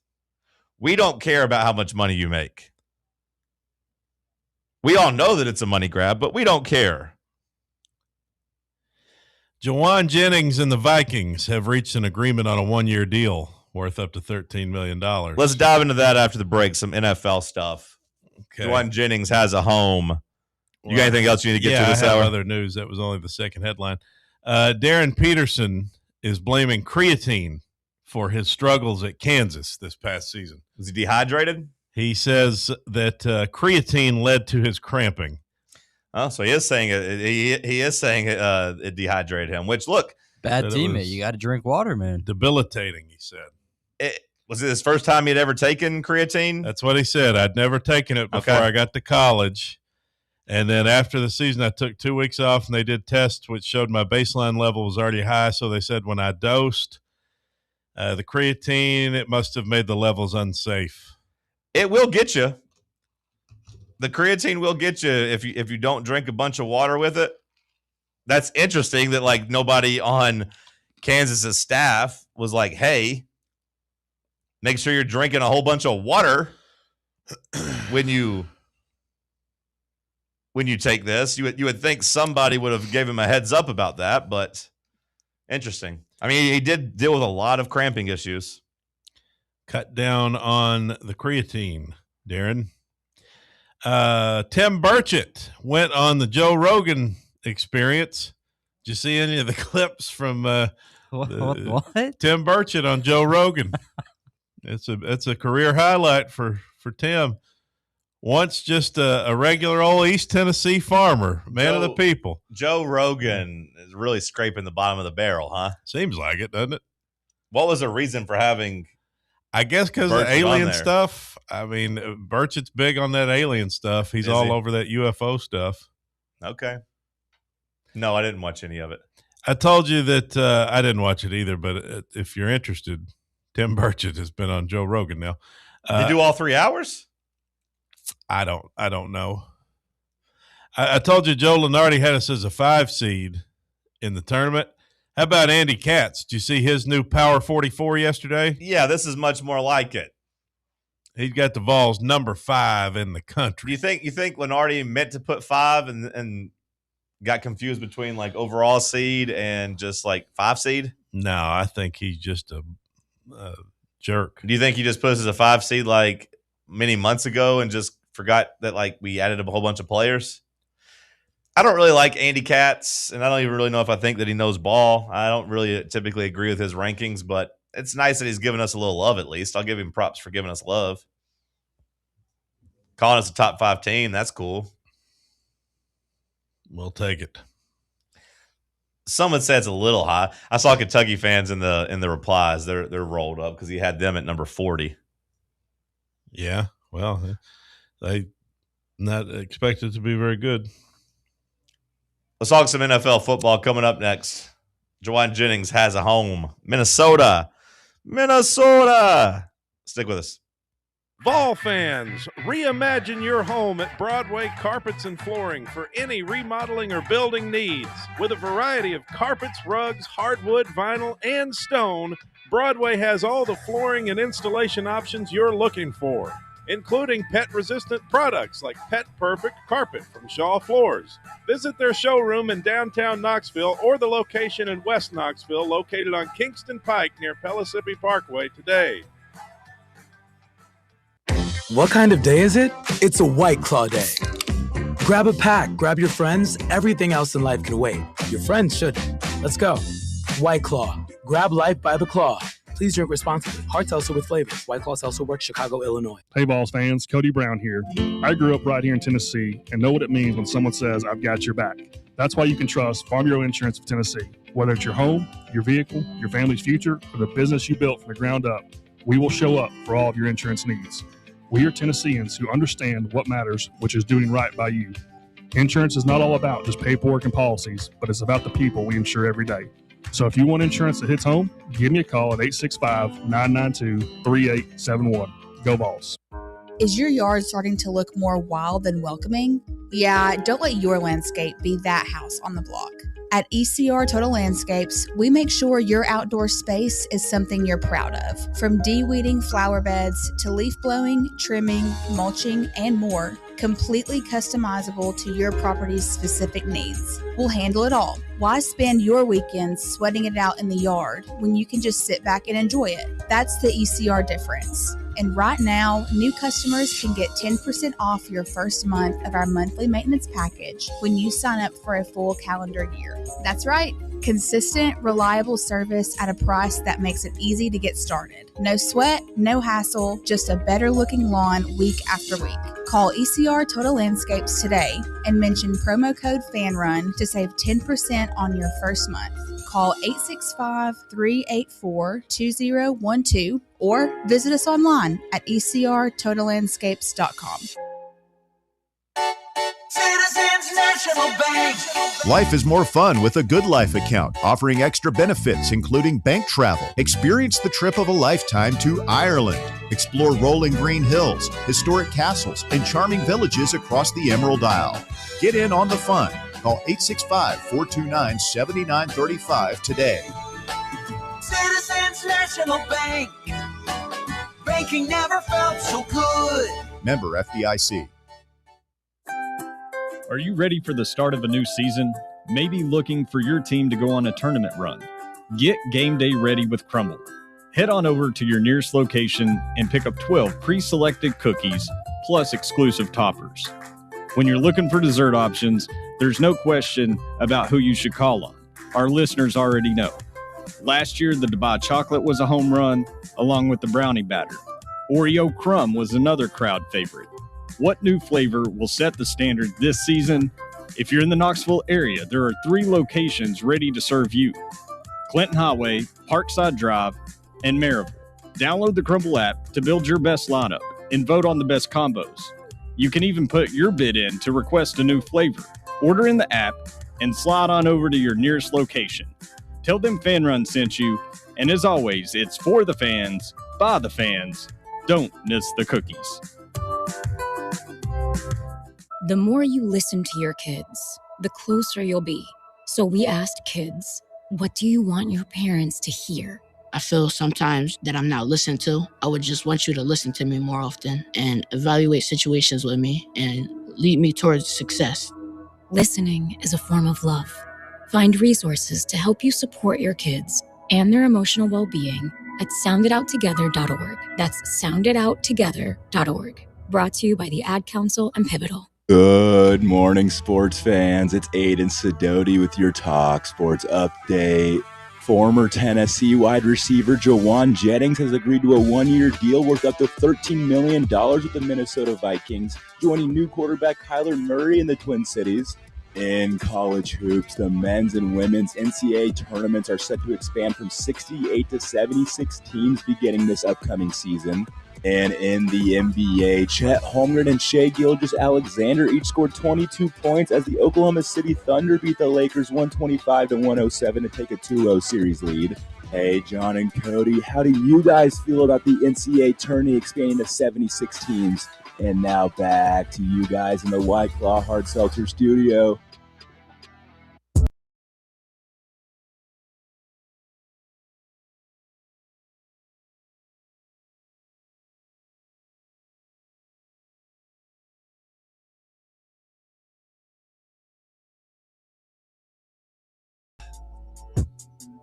Like with the things we said about Tobias Harris, you could kind of say maybe for Jawan Jennings. Like, it's kind of crazy to me that all the talent we've had kind of coming in the last couple of years, that I'm still looking at Jawan Jennings as the best wide receiver in the NFL. Wide receiver, yeah, but I think Tennessee players overall, you can make a case for a lot of guys. Like if you're looking at Trey Smith, dominant. Trey Smith's the best. Darnell Wright looks like he's going to have a pretty nice little career. Yeah, no, I mean, like if you're looking at just Vols in the NFL, for sure, the 2 offensive linemen that you mentioned, who would be third? Is there a third guy? I mean, Alontae Taylor got a nice contract with the Titans, so I hope the answer's him. But wide receiver, I mean, we've had some talent come through, but it does still kind of feel like Jawan's the most well-established. I know there's been some moments for Josh Palmer. But Jalen Hyatt, no. Dante Thornton, so far, no. Don't Velus think Jones. Marquez Callaway's in the league anymore. No, I'd say he's. I don't think he is. But he had a nice run. But yeah, it does feel like Jennings is still kind of the face of that position group there, holding on as a 7th round pick. Kind of a tough last couple months for him, because I feel like when free agency first started, there was talks of him wanting kind of a $20 million multi-year deal. Yeah, I mean, yeah, it also didn't help though, because it's like, I mean, with the injuries that happened in San Francisco, he became one of the guys that they depended on, and as a result, the stats and the production on the field, I think, was deserving enough. But then, around the draft and other guys thinking, it might be too much given age and injuries and stuff like that. I think Juwan Jennings is a good NFL wide receiver, but a good NFL wide receiver like I don't think he should be number 1. No, and I really don't think two. Yeah, I was going to say 2. You better make sure you have like everything else in line, like a really good run game, a really good tight end, and a good defense. But like Jennings is a good wide receiver. Like, I mean, he's a wide receiver 2.5 as far as I'm concerned. He's an awesome 3. But even with those new like responsibilities, his numbers went down from 975 yards last year or 2 years ago to 643. But he did have a career best 9 touchdowns. But yeah, he hit free agency and he wanted reportedly like a $20 million deal. Multi-years. The market said, nope, not going to do that. And he kind of got left behind. The draft happens. Some teams kind of see their needs. And for the last couple of weeks, Cody, he's been linked to Minnesota. Minnesota makes it official yesterday, gives him a 1-year. They're calling it up to $13 million. He gets guaranteed $8 million with a chance to make $5 million more in incentives, but goes to Minnesota and gets to be, Bubba, that wide receiver 3 we talked about, behind Jordan Addison and, of course, Justin Jefferson. Cody, what do you make of the fit with Juwan Jennings going to Minnesota? Well, if they can find a quarterback, it should be good for him. It's a good opportunity to go catch some passes. Seems like wide receiver 3 is just who he is, really. I mean, he's solid at being the 3rd option. Yeah. He's never going to be a receiver 1. You could argue at times he's been a receiver 2. I think he can step up if your number 2's hurt, like for a couple games. You're not going to be too upset with his production. He's got a great lane in the NFL. He's got a good, stable career. He'll be valued for a long time as a reliable wide receiver. He'll never be the top-end guy, but you can make a good living being Juwan Jennings. And that's, he should have some opportunity in Minnesota with more of the focus being on those guys, because Jordan Addison's pretty damn good receiver too. And they just got to find a quarterback who can throw the ball there. Kyler's an upgrade of what they had last year. Yeah. He's an upgrade of J.J. McCarthy. Yeah, we'll see if it creates anything for Juwan. Sometimes all a quarterback needs is some really good receivers. So it works both ways, right? Justin Jefferson, he'll be the focal point. So now in 2025, Minnesota took a pretty big step back. Part of the reason they did was, of course, J.J. McCarthy. Another part of the reason was, kind of what we talked about over the last couple of days with the strength of schedule. Minnesota did have the 5th toughest schedule in the NFL last year. This year, it's more smack dab right in the middle. So, like, just by the schedule lightening up a little bit, they should be, a couple games better. You add in Kyler Murray there instead of J.J. McCarthy, they should be a couple games better. So, like, I do look at Minnesota and think of them as a playoff team.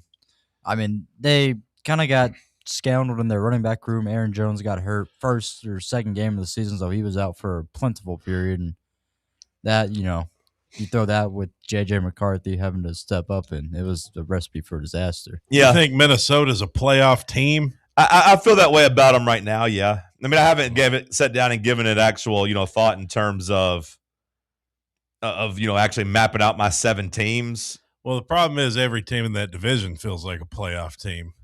And they all can make it. Yeah, but that's probably not going to happen.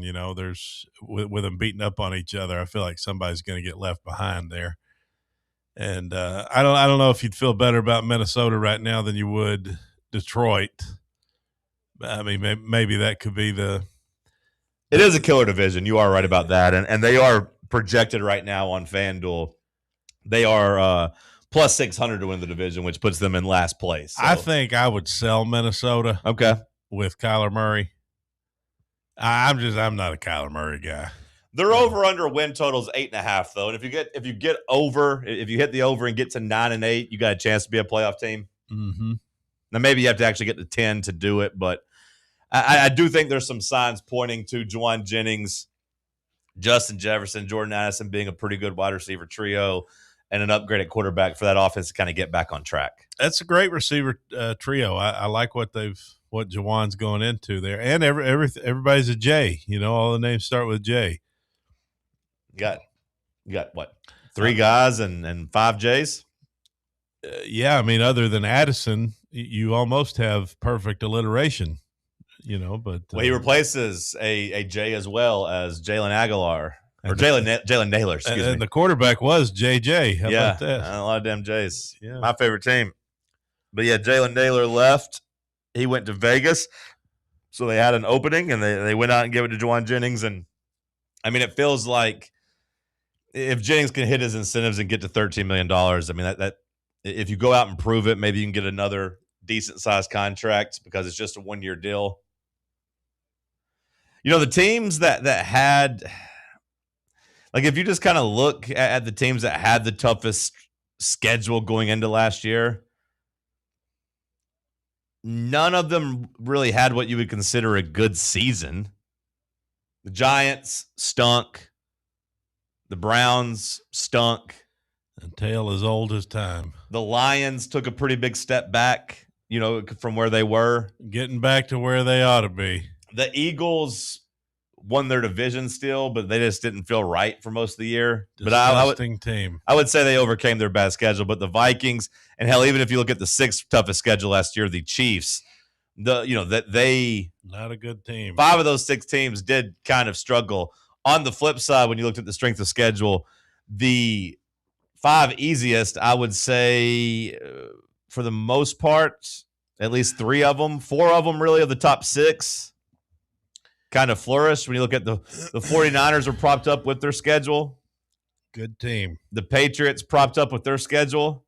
Yeah, fine team. I would say the Saints and Falcons didn't really take advantage of the schedule.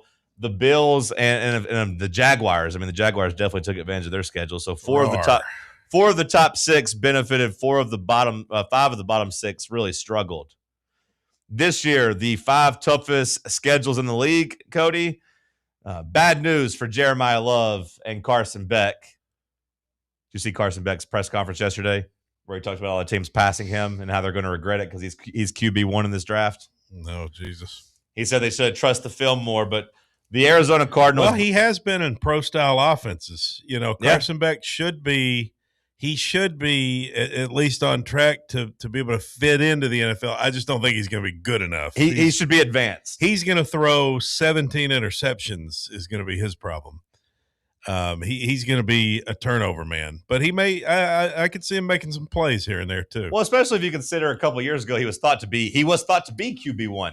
Like it was talk of him being the number 1 overall quarterback taken. So like the tools, the size, all that stuff at one point was loved by the NFL. And that's cool that he's taking it personal, and maybe he'll be that guy. I mean, I think having Jeremiah Love is going to be a great addition for them. We'll see if they can unlock Marvin Harrison Jr. If they can unlock him, then maybe he's got a pretty good, group of weapons. Trey McBride. I mean, if I'm a quarterback that, I would love having a good running back and an awesome tight end. And on paper, they're supposed to have an awesome running back, and I already know they have an awesome tight end. Trey McBride is awesome. Yeah. Arizona could be that team you look at with that. It's like, oh, that's a nice young core. People were looking at the Giants last year when everybody was talking about that young core. It's like, Jackson Dart, he seems to have something, and and it's Malik Neighbors and Arizona. Scatterbo. Yeah, and then he got hurt, but Arizona could be that. So did Neighbors. Yeah, Arizona could be that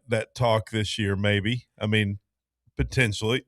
Well, they got by far the toughest schedule in the NFL. It kind of sucks because the 2 teams that have the toughest schedules might be the two teams, at least one of them that I looked at and said, hey, get ready to speak Arch Manning, brother. Maybe the Cardinals, like Carson Beck, and won't be redrafting a quarterback, but they've also shown as an organization they don't mind to take a quarterback 2 years in a row. Well, you talk about tough divisions. I mean, theirs is even tougher. Their path is even tougher than the Cardinals. Yeah. Or than the Vikings. Right. I mean, like those two teams feel kind of similar in a way, just what they're looking at in their division. Well, the team with the second hardest schedule also dealing with at least a really tough top two at the top of their division. The Miami Dolphins, I think you can go ahead and place your bets on them finishing with the worst record in the NFL and being in position to draft a quarterback because they seem to be kind of going through a gap year, if you will, in terms of trying to fix their salary cap. And then, hopefully positioning themselves to draft a quarterback highly. Who's playing quarterback for the Dolphins? I mean, they signed Malik Willis, right? Oh, God. Yeah. Okay. So they'll be garbage. Yep. They'll be terrible.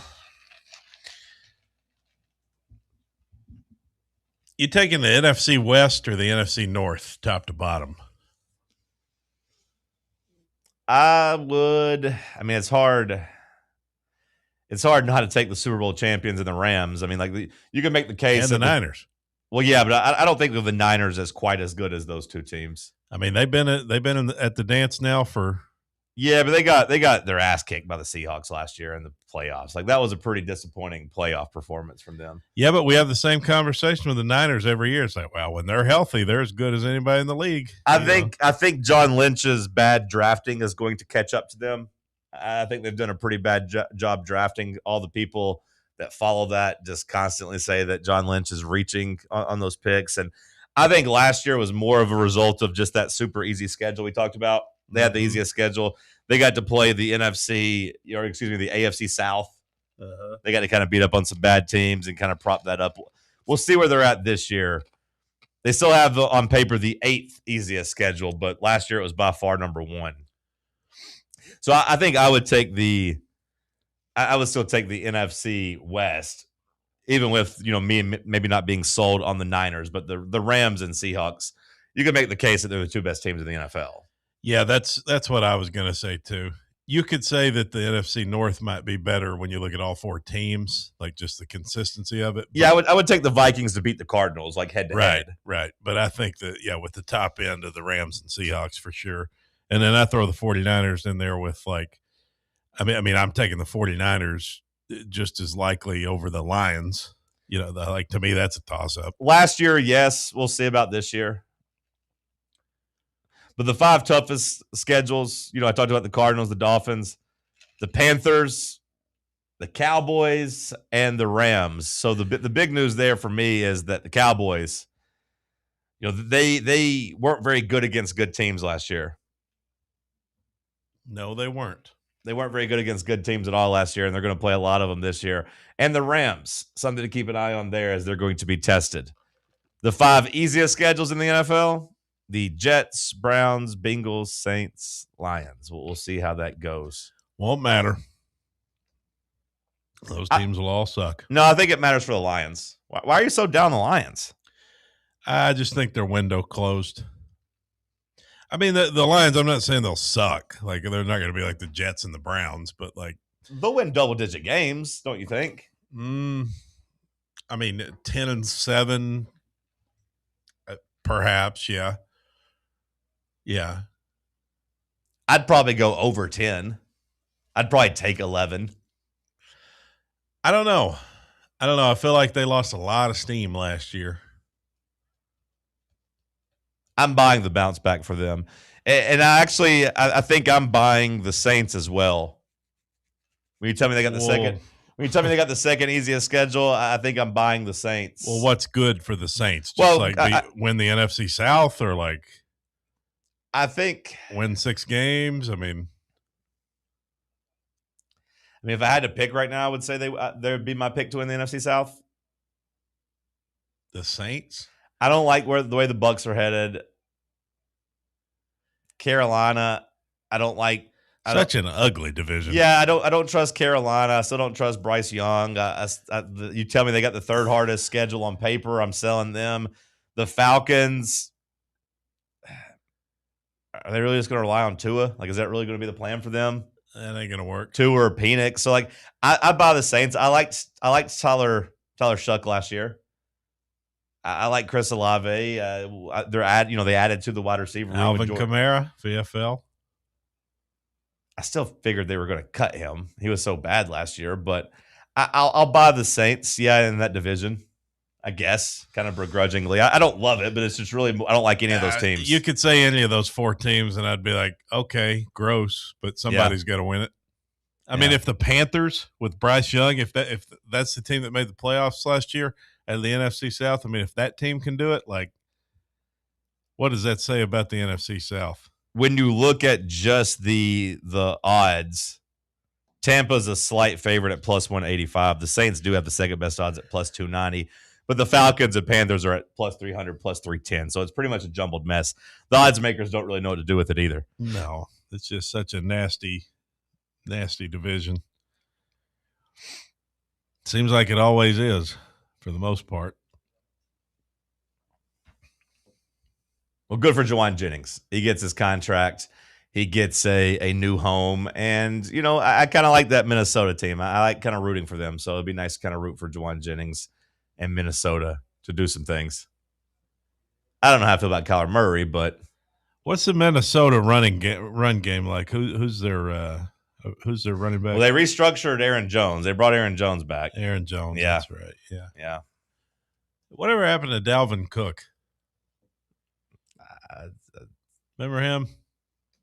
Yeah, I remember Dalvin. He was in Minnesota.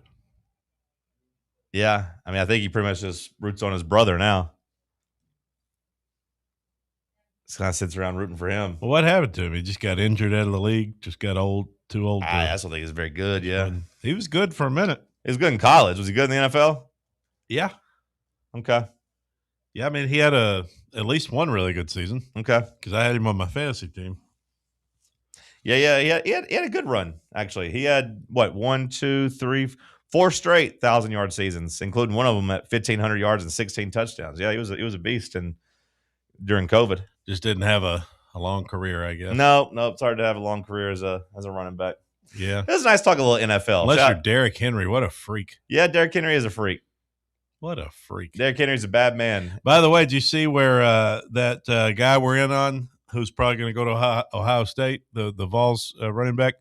Why do you say he's probably going to go to Ohio State? Because their whole coaching staff visited him and made him a priority. We've been making him a priority, too. Yeah, but we ain't Ohio State. Why are you so damn negative?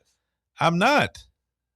Let's talk Tennessee basketball. You'll hear positivity. There ain't no probably going to Ohio State. He might go to Ohio State, but it ain't no damn probably. I mean, let's not act like our football program's in the same stratosphere as Ohio State. Okay, we made that mistake once, but don't act like I'm being negative. If we talk Vol basketball, I'll be very positive because I believe in it. It depends. I believe in it. I believe in Rick Barnes.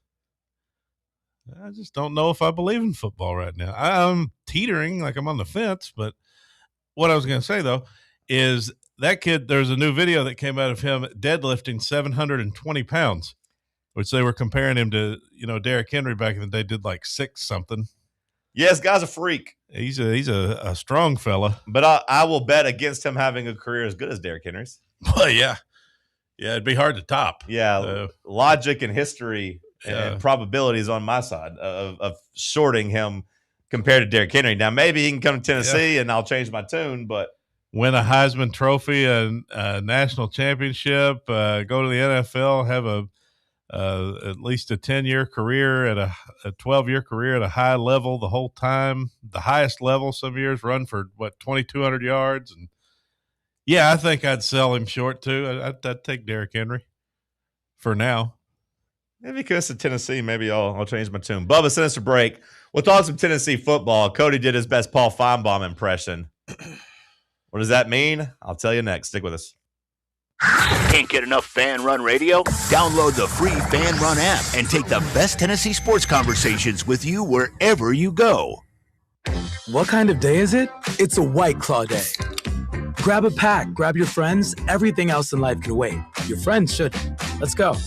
White Claw. Grab life by the claw. Please drink responsibly. Hard seltzer with flavors. White Claw Seltzer Works, Chicago, Illinois. Welcome to Axel Logistics, where excellence isn't just a goal, it's an energy. As a leading third-party logistics company, Axle is powered by an award-winning culture built on a work hard, play hard mentality. Here, the drive for success is contagious and hard work never goes unnoticed. Whether you're just starting out or looking to level up, Axle Logistics is the place to launch your career. Join us and take your ambition to the stars. To learn more, visit axlelogistics.com. Vol fans, reimagine your home at Broadway Carpets and Flooring for any remodeling or building needs. With a variety of carpets, rugs, hardwood, vinyl, and stone, Broadway has all the flooring and installation options you're looking for, including pet-resistant products like Pet Perfect Carpet from Shaw Floors. Visit their showroom in downtown Knoxville or the location in West Knoxville located on Kingston Pike near Pellissippi Parkway today. Citizens National Bank. Life is more fun with a Good Life account, offering extra benefits, including bank travel. Experience the trip of a lifetime to Ireland. Explore rolling green hills, historic castles, and charming villages across the Emerald Isle. Get in on the fun. Call 865-429-7935 today. Citizens National Bank. Banking never felt so good. Member FDIC. Hi, I'm Dr. Jacob Wilco at Knoxville Smiles. Have you ever wanted to improve the look of your smile? We know firsthand what the power of a great smile means to a person's confidence and health. Our team of doctors can provide you with an array of options for helping you achieve your cosmetic goals. From simply moving teeth into a better position, to reversible cosmetic bonding, to full mouth implant-supported dentures. It is our goal to help patients feel good about their appearance while achieving optimal health. Want to learn more? Call us at 865-539-1776 to schedule an evaluation, or visit us online at knoxvillesmiles.com. Fan Run Radio, the flagship station for Tennessee fans. This ain't no wishy-washy, limp-wristed, kale-eating, half-ass sports radio station. We're your in-your-face, truth-telling, say it loud, flag-waving, face-painting, hardcore, bring the noise, causing a ruckus, don't give a damn sports station. Sports talk that doesn't just hang up and listen. For the fans. This is Fan Run Radio. Get some.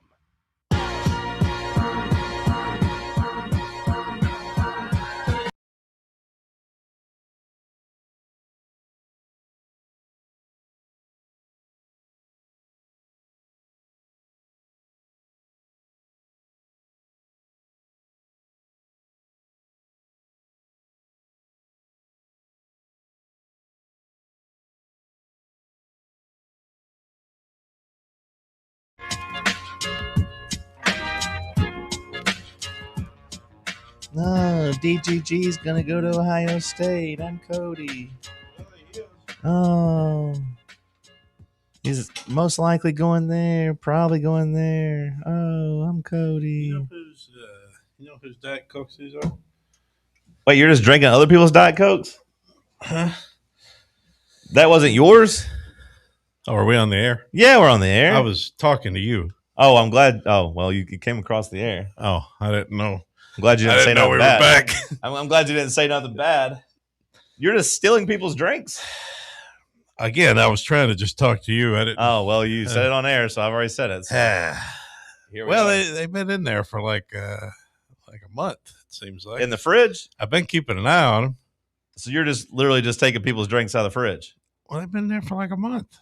So there's no expiration date on ownership. I know, but after a while, I feel like it's just like community. You know what I mean? Oh. Isn't it? I mean, that's kind of how it works. Like if you see a box of cookies sitting on the table, it's like, well, maybe somebody brought those for every. You just kind of assume. I think if they're on the table, I agree. Kind of open, not in the fridge. Not in the fridge. No. I'll bring whoever they are. I'll bring more because I have a 12-pack at home I can bring. I left one. You left one? I'm just saying it's not like they're getting He's lying about that. He did not leave one. Go check. Go in there right now and look. Oh, you're saying that there's still one left in there? Yeah, I left one. When you say I left one, I took it as you have some in and left. Tried to replenish No. them. Yeah. No, I'm saying I didn't take the last one. So, and they're not getting drink at a very rapid pace, so I don't think it's going to affect anybody probably over the weekend. Okay. Like I'll bring some more. After a while, it's like, well, it seems like these DCs are just here for the taking. Okay. they're not mine, so I mean, I'm not gonna go to war for them. I just think Do you think they're Melissa's? She is a woman here. Because Tim Hill, and Tim Hill doesn't drink. I was Diet going to Coke. say he drinks Coke Zero. He drinks typically. Coke Zero like a man. So I don't know. I'll bring some more though. Okay. Well, that's kind of my rule. I mean, I didn't mean for this to be public. Yeah, I was trying to just talk to you. Yeah, sorry, the mics were on. I didn't realize we were back. Yeah. Yeah, it's a good thing I didn't say something crazy like, know. "Hey, what do you think that? Sure. What do you think that transgender person who won the award the other day? You think they'll be hosting Sports Center soon? You remember that person you told us about the other day, Bubba, the first black transgender something cerebral palsy model they had at the Met Gala? Yeah, they have a name. I don't know what their name is, but Aaron.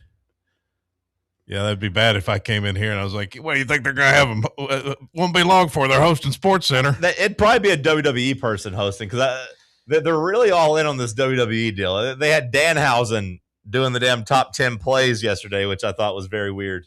Who's Danhausen? He's like the new comedic guy. I mean, he's pretty funny. I enjoy his gimmick, but they're Danhausen. Yeah, they're really pushing him down our throats. He's basically like a comedic vampire. It's like a 60s like comedic villain vampire. Yeah. So he wears like the makeup and he's got a cape and he's all like kind of like Munsters theme with like the logo and stuff like that. He said his inspiration was like if Conan O'Brien was a like comedic vampire is basically what he said. He's kind of funny, but they had him hosting the top 10 plays yesterday. Okay. His name is Dan. He's a Danhausen. named Like, Dan. Yeah, like Danhausen. Yeah, Danhausen. No. It's all one word. Not Danhausen. It's Danhausen. Oh. Yeah. Okay. Yeah. They should have called him Count something. Sure. Well, I think Danhausen's kind of similar. There's like isn't there a? I keep wanting to say Van Housen. The Count. That's not right. Yeah. I don't know what I'm talking about. Danhausen? Yeah. Is a vampire? Not You explicitly. thinking of Robert Pattinson? No. Anyways, I had something to talk about, but hell, this Diet Coke and this Danhausen, I don't know if we got enough time to really dive into it. I talked about Paul Feinbaum. We can dive into any pool you want to, bro. Well, I know, but we only got a couple minutes to dive into it, and I wanted to swim around a little bit longer. But, like, did you see what Paul Feinbaum went on and said about Josh Heupel yesterday? No, I didn't. Like, this is something that probably should be more of a talking point instead of just 4 minutes. Well, make it a talking point. Well, we only got 4 minutes. Well, you better 5 minutes. You better hurry up then. I bring Josh Heupel up. I like him.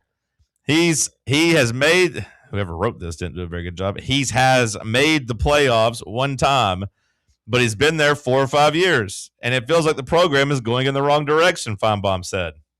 Mm-hmm. That should not happen. And it's a very bad sign for a name brand program. Maybe I'm old school enough to still believe that Tennessee is one of those schools that should always be at or near the top, he says. I don't think Paul's wrong. I'm not saying that he's right. I don't know if we're going in the wrong direction, but I don't feel like we're going in the right direction. If anything, I would say we're pretty stagnant right now. That's how I feel about our program. Not necessarily that we're going downhill. Like I don't feel like we're a snowball headed for hell, but we're pretty stagnant. There ain't a lot of juice. Is stagnant as the same thing as taking a step back, though? Well, like is being stagnant the same as being headed in the wrong direction? Because I do think those are two different things. It depends on how you look at it. Because there's still a portion of this fan base that probably is just hung up on 2022. And I understand that because vibes were great that year. It was a lot of fun. And, like, the offense hasn't been fun really since then. It got back to being fun last year for a minute. But wouldn't stagnant be that it fizzles out versus, like it's just there, same level, not really improving or I mean, yeah, stagnant and staying in the same place, to me, I kind of use those interchangeably. Like, to me, stagnant just means you're not making progress. Yeah. It doesn't necessarily mean that you're heading in the wrong direction. It just means you're kind of plateaued. Like, stagnant and plateaued is kind of a synonym. It's hard to say we're better than we were 4 years ago, isn't it? Better than we were 4 years ago? Yeah. I mean, so that'd be what? 25? 24, 23, 22. But like if we're looking at May of 2022, I think we're in a better spot than we were in May of 2022. Well, yeah, because we didn't know yet that we were going to be good. But it's different to look at an individual season versus looking at a program. I understand that. But, like, are we better as a program than we were in 2024?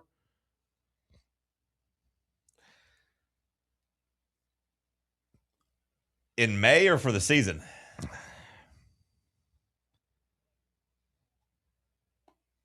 Because, like, I do think those are two different things. Like, I don't think the program. I don't care what month.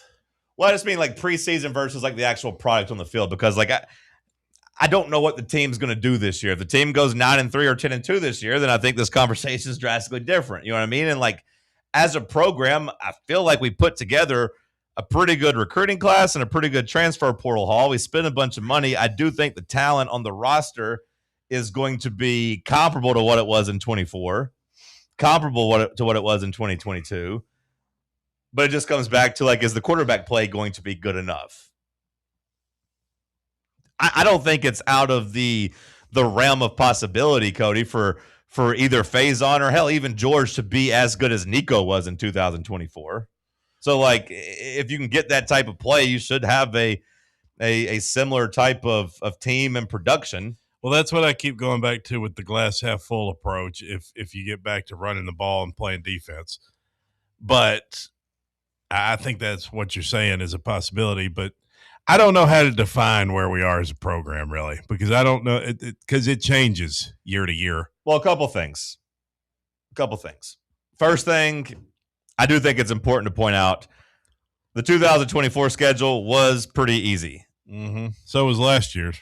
Sure. The 2026 schedule is not being graded as easy. It's being judged right now as the 15th toughest schedule in the country. So, like, you could have the same team in 24 as you do in 26 and have a worse season just because the competition is tougher.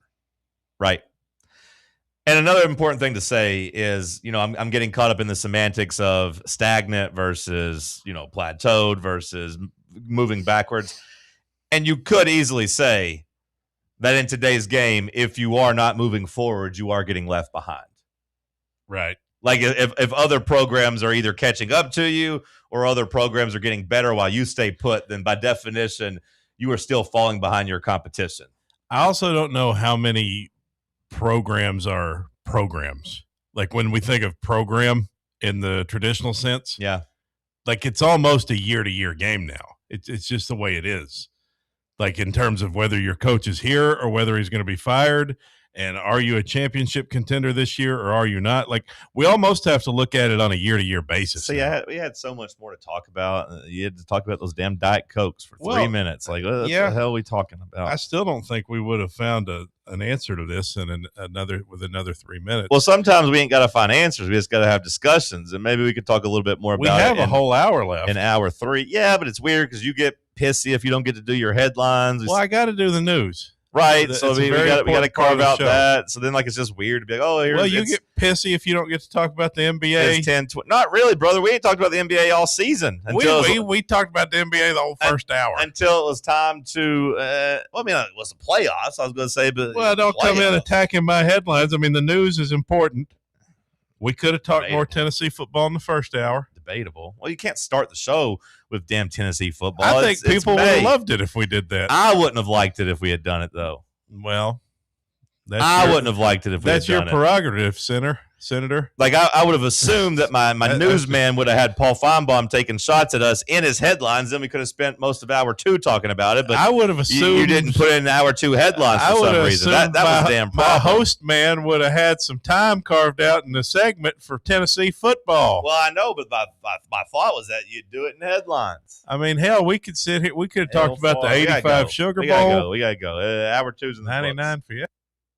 Check out our new and improved website at fanrunradio.com. Hi, this is Dr. Stephen Malone at Knoxville Smiles.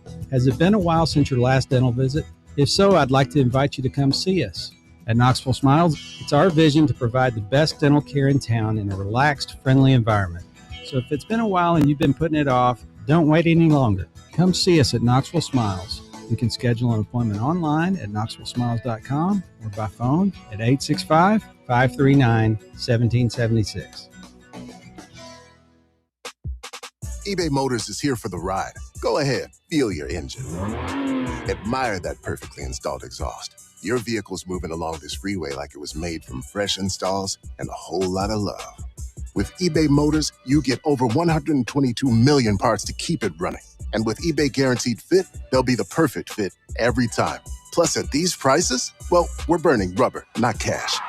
Keep your ride or die alive at ebaymotors.com. Eligible items only. Exclusions apply. Your Knoxville Smokies are back home all this week, and we've got the best promotions, like kicking off the week with Cinco de Mayo. Then all-you-can-eat Wednesday, Knox Vegas Thirsty Thursday with half-off draft beers, and this weekend, get to the ballpark early on Friday and get your free camo replica jersey. Love gum? Well, good. It's Big League Chew Night on Saturday with post-game fireworks, and we're celebrating Mom on Sunday. It's Mother's Day. Woo! What a week. Reserve your seats now at SmokiesBaseball.com. Located in Knoxville's historic Old City, Barley's offers great food, live music, the best draft beer selection in town, and now your new favorite place to watch sports. Their indoor projector is perfect for any weather, and they've revamped their upstairs area with more TVs to take in all of the action. Their menu features hand-battered chicken tenders, juicy burgers, fresh salads, and the tastiest pizza in Knoxville. You can enjoy their happy hour drink specials daily from open until 6 p.m. Barley's Tap Room and Pizzeria. Blackford Veterinary Surgery Referral specializes in surgeries not regularly performed by your pet's general veterinarian. They're currently accepting referrals from vets all across the country. With their newly renovated state-of-the-art surgery center and highly trained staff, clients can rely on professional and thorough care. If your vet says that your pet needs surgery or rehab, ask for a referral to Blackford Vet and let them get your best friend back on its feet. Located conveniently in West Knoxville. For more information, visit BlackfordVetSurgery.com. What kind of day is it? It's a White Claw day. Light and refreshing tasting, uniquely cold wave filtered. There's an iconic flavor for everyone. Come on, grab a pack. White Claw. Grab life by the claw. Please drink responsibly. Hard seltzer with flavor. White Claw Seltzer Works, Chicago, Illinois.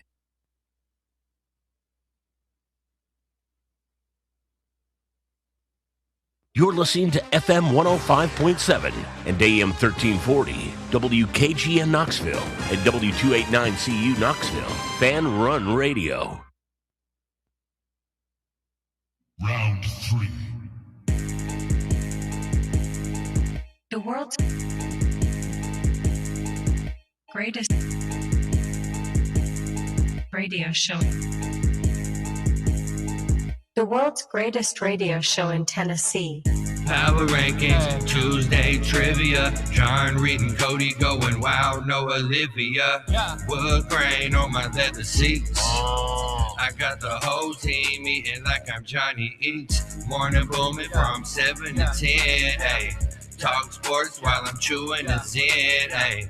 Talk sports while I'm riding to work. All the ops take a ride in the hearse. East Knoxville. Ay. Morning booming from 7 to 10. Ay. Hour number Morning 3 booming kicking off from here in 7 the to White 10. Claw Hard Seltzer Studios. Just a quick reminder, we're giving away 4 baseball tickets to Tennessee, Texas, courtesy of our friend Josh Travis with Foundation Mortgage. Just head over to the Fan Run, either the Fan Run Instagram page or the Fox Sports Knoxville Facebook page, and enter to win. William's going to pull a winner out at William's going to pull what out? Pull a winner out. Winner. Oh, thank God. WINNER. We'll announce it at 10:55. But if I was you, I would try to be submitted by like 10:45 because that's about the time I imagine William decides on who the winner is. Welcome in, Maddie. Hell, man, is this the last time we're ever going to see you? It's a good question. No, I'll be back next week on graduation day on the morning for my final show. Wow. On the day you graduate? Of course. You're going to come do the show? I'm going to come and do the show. Why? I'm going to bring – okay. All right. Have some respect. We're going to come in. I'm going to have the family here. The whole family's going to come in. They're going to sit on the couch, watch it from the Beautiful. From the lobby. So what does your family want for breakfast? I'll get some breakfast. Like donuts? Oh, that's so sweet. You think like donuts? They like Cuban sandwiches, Well, pastries. How many family members you got? We're bringing 2 or 3. My mother, father, and maybe my sister might come. What type of breakfast do they Sister, like? huh? Donuts, all right? We'll have to. Is that because you want donuts? No, it's just I feel Wait, like that's what did you ask, Cody? Nothing. I've never seen Bubba laugh like this. I didn't hear what you said. You said your mother, your father, and your sister make up. I said sister, huh? Yeah, yeah. She's taken, Cody. But, you know, Okay, I yeah. get it. Listen. I'm always like you. I'm So always was on the Diana prowl. Rossini. Yeah. I was just saying donuts because it's the easiest thing to get and have here. But we'll talk. Okay. We'll see. Let's what figure it out. makes I'll most buy sense. your family some breakfast. Oh, I love that. Hour 3 headlines. What you got, Cody Mack? All right, thank you, John. Well, Taylor Heineke, his career is over. He's retired after an improbable NFL career. You remember Taylor Heineke, the great Washington commander, announced Thursday he's done finally. 33 years old. It's over. Honestly, it's kind of like an underrated Ryan Tannehill. Many ups and downs through Shut the years. the hell up. He is nowhere near Ryan Tannehill. What the hell are you talking about? He made that one diving play to the. He did. Yeah. He did make that one play. They lost that game, but he did make that one play. That's like the one season he had. Show some damn respect to Ryan Tannehill. How many games would Tennessee need to win for you to feel like they're heading in the right direction, Cody? 9. 9 makes you feel like they're in the right direction? Yeah, if they win 8, I'll just be like, That's the sound I'll make after the 8th game. After the 4th loss, after the 12th game at 8-4, I'll say, I think in most years I would agree, but with the new 9-game conference schedule, I think that changes things a bit. And if it's Faison Brandon and he goes 8-4 and looks pretty good, I would be more than an for that. I hear you, but it's still going to take some time for me to adjust to the 9-game conference schedule. I hear you, but I just think that in the season, if that were to happen, I think you'd be a little bit more excited than because at 8-4 means you've beaten at least a team that should have a winning record, unlike last year, and that your quarterback should, have shown some signs, and maybe your defense showed some signs. You just lost, some tough games. But I wouldn't be arguing that we're I wouldn't be arguing that we're heading in the right direction at 8-4. But I think it'd be a little bit better than Either way. Next headline, please. Yeah, we'll see. We'll see how that goes. Well, there's a big controversy with Cento tomatoes, and this is something I've been wanting to talk about for a few days now. That's the news we got to get to. The San Marzano, anybody who's cooked a Sunday sauce knows that you have to have San Marzano tomatoes. What a lot of people don't know is they need to have the little sticker that says they're DOP certified. This is actually a big story going around. Tomato fraud. It's one of the biggest stories in America right now, outside of the war and the everything. Cento for years has been defrauding its customers, making them think they're buying authentic San Marzano tomatoes, when in reality, it's been a Fugazi the whole time. Fugazi or Fugazi? I don't know, Maddie. You have to tell me off the air. But so Cento is under fire. Are you familiar with Cento tomatoes? No. Well, they're receiving a lot of lawsuits right now. They've committed tomato fraud, the lawsuit alleges, says according to CBS News.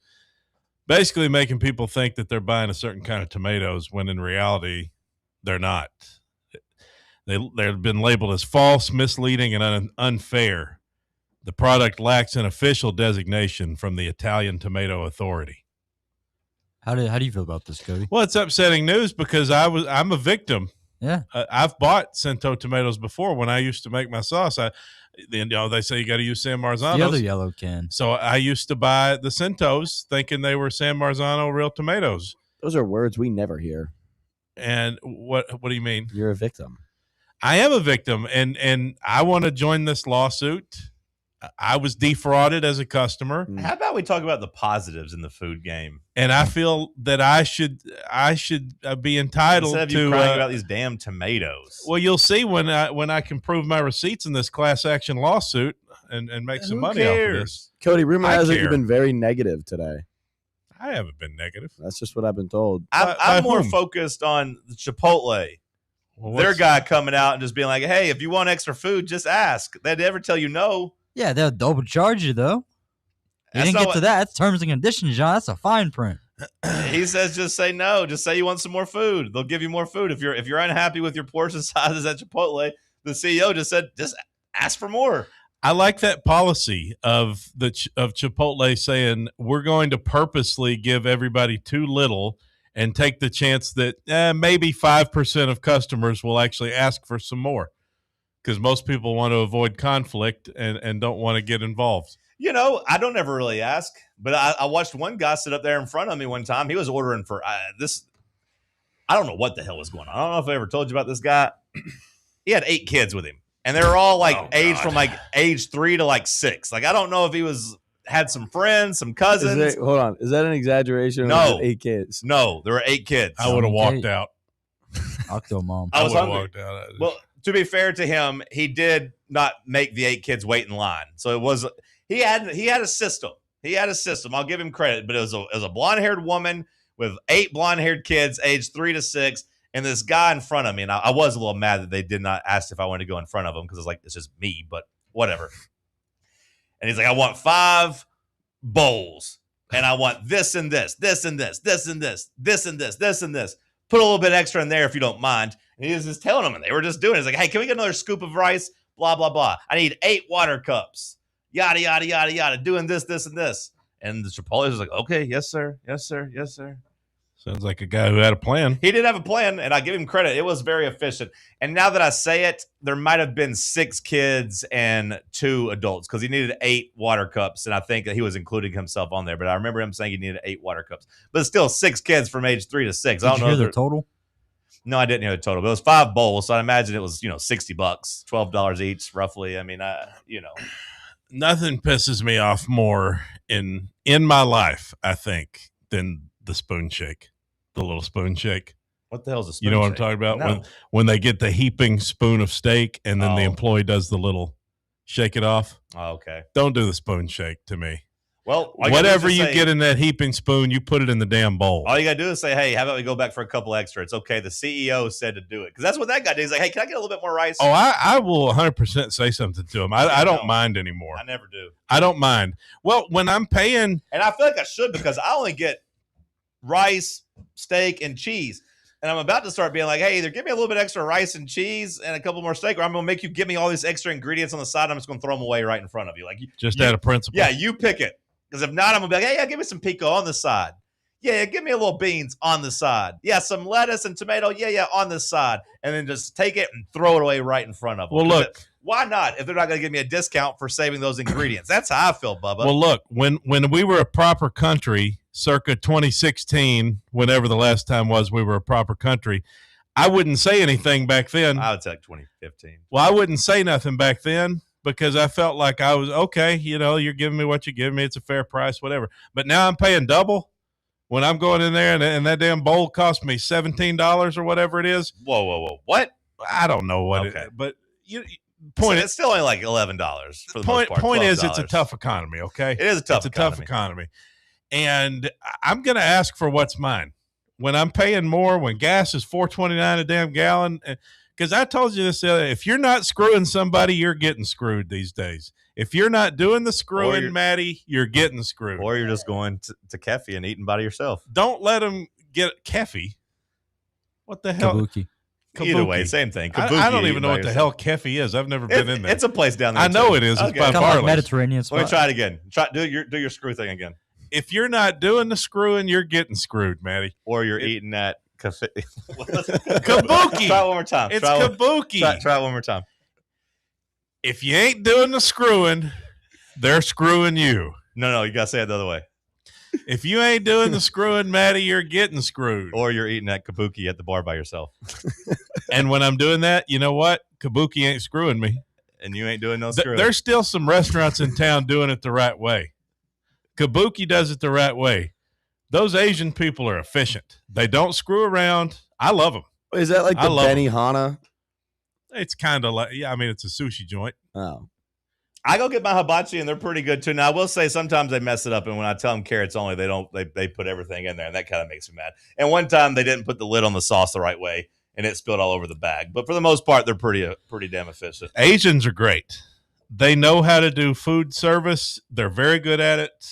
They don't make mistakes. Didn't you tell us a Like- story 2 weeks ago that they brought deer into a Asian restaurant? Well, Well, yeah, that wasn't here. they were just trying not to waste meat. Did we get an update on that story? I don't think there is one. They just ate some venison, brother. They told the health department to relax. They wouldn't do it again, and the health department said, "All right, we'll give you another chance." But yeah, you do that damn spoon shake. My problem, just simply ask for more. My problem is with the employees. I mean, some of these employees are as useless as tits on a boar hog. I mean, I don't think you can say that on the radio. We're not on the radio. Oh, that's true. They don't, because That's my favorite saying. I love it too. Yeah. The problem is, you ever heard that You one, get Bubba? it, Bubba? Because Useless as tits on a boar. yeah, You're telling me because we ain't been on the radio, we could have been using some different dialect around we don't here. need you Yeah, feeling like you got a Wait, we're not on the radio? the radio. No, we're in the process of moving some stuff over. So it'd be okay if I just said, No, that's, be. that's a stupid piece of. Yeah, but like the problem is the lack of a standard. Like my problem is, brother, it's not coming out of your check if you give me a little bit extra steak. If you give me a little extra rice, they're not going to punish you for it. Now, shout out to a couple people at the Chipotle, because I will say a couple of them do hook you up, and a couple of them, this one woman, maybe they do get mad at her because she like whispered it to the other person. She said, "Hey, he only got 3 things. Just give him the 3-pointer." And it was like $8 versus $11. She hooked me up. Shout out to her. She risked her life. That's essentially what I'm saying. There needs to be a uniform standard because some employees do you right. Yeah. But others suck. Yeah. And like when you get the one who sucks, it's like, well, if I just got the one who was hooking everybody up, like I should have more. I should have more steak. At one place, this girl told me, you can just lie to us and tell us you have coupons on your phone and we'll just give you the credit for it. Yeah. And then I tried that with the next girl and she looked at me like I was stupid. I was like, I got a coupon on my app. I was like, is there a way for you to redeem it? And she was just like, no, I don't know how I'm new. And she's like, you want me to get somebody? I was like, nah, don't worry about it. But one girl's like, you can literally tell me you have a free sandwich every time and I'll just give it to you. She's like, I don't care. That's what she told me. I was like, all right, that's cool. Some people are great. Some don't know what they're doing. I said, you know what? Here's a little bit extra tip for you, sweetie. Yeah. Any other headlines? There's more Diana Rossini Vrabel stuff going around. That video didn't do much for me other than show that, like, yep, she was pregnant. She was clearly did 7 you months see pregnant. the thing with her on the game show? That's just more sadness. Yeah. The clip, the interviewer says, "What is something you might close your eyes to do?" Rossini says, "When you have sex with your husband or wife." And Vrabel's on the video. Vrabel was on the call. How is Vrabel on that call playing Family Feud with her? Like, how the hell did that happen? I don't know. This is like from a Barstool clip, like, you know, it seems like maybe even during COVID, but like years ago. And everyone's like, whoa, it's a PG version of the game. It's a kid's game. But either way, they're like, yeah, what's something you might close your eyes for? And she said, sex with your husband or wife. And Vrabel's just like, oh my God, this girl. Clearly embarrassed. Did you see the Cleveland? There was another clip of him on Bussin' with the Boys where he had just had his new mustache. And they were asking him if how people are liking the mustache. He's like, oh, it's mixed reviews. The old magic carpet, right? But then somebody's like, oh, you mean Jenny? And he just kind of paused for a second. Like, no, not Jenny, my other woman. But like, let's move on. Yeah. This is very awkward. Very awkward. Buffalo Wild Wings doing bottomless apps for $9.99. I put them through hell last week. Did you? Oh, I did. Me and the boys, we went there after work. We just kept getting the mozzarella sticks, the fried pickles, and alternating. And if I'm not mistaken, it's $9.99 for the whole group, right? Like it's not. Yeah, just, we split it, and it was like there's some for us. I saw there's some fine print stuff that if you have over, I think 4 people, it's an extra $2.99 per head. I think is something I saw. Okay, well, I mean, it's still good. And then like, I was reading some thread about it because there's a guy in the restaurant business like bottomless apps are like the best profit margin for the restaurant, which is kind of weird, but it's like it's just fried food out of a bag. It's just talking about how much money they make on the thing and like basically how they slow you down and like if they can slow you down properly. If you're drinking, like basically like if you get 2 extra beers during that 30 minutes there you're eating, like they make more money. It's also happy hour too, so $1 off. Now the $3 for 22 ounce plus the bottomless apps. We cashed out for about $10. Now the problem I will say is that the you know, if like a group of high school kids go in there and they're not drinking booze, like if they're in there just like drinking even just, you know, water and bottomless apps, like that's going to be a bad time for the waiter and the business, like as they're going to get, $8 and they're just in there pounding Mountain Dew. Yeah, or not even Mountain Dew, just water. Like, I mean, it's like at least with Mountain Dew, it's an extra $3. I mean, like you make a little bit more, but like if a group of 3 or 4 high schoolers go in there and just like, hey, bottomless apps and waters, and then they're there for 2 hours, yeah, and then the check is $10 and the server gets a $2 tip, that's what's going to ruin it. Yeah, because the science behind all that salty food is people drink more beer. Right, and they stay longer if they're staying around eating, and they'll drink more. That's the oldest trick in the trade. Is that what you would have done on a Saturday night back in high school, John? Yeah, probably.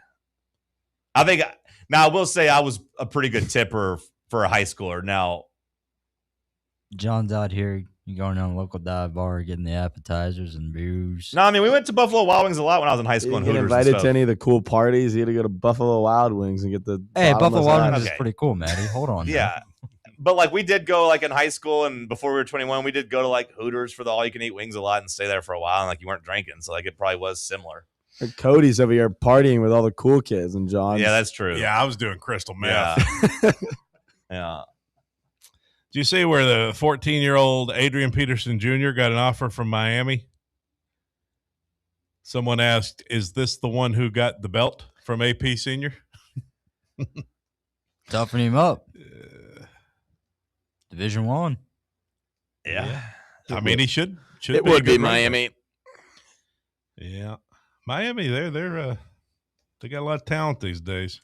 Let's go to break. Any more headlines you need to get to? Nope. Okay.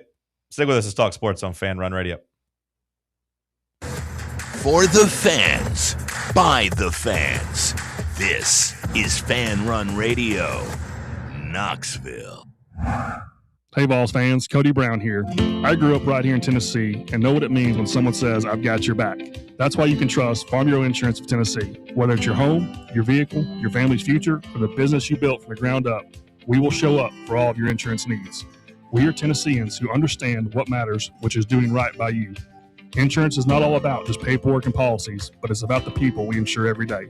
So if you want insurance that hits home, give me a call at 865-992-3871. Go Vols. Located in Knoxville's historic Old City, Barley's offers great food, live music, the best draft beer selection in town, and now your new favorite place to watch sports.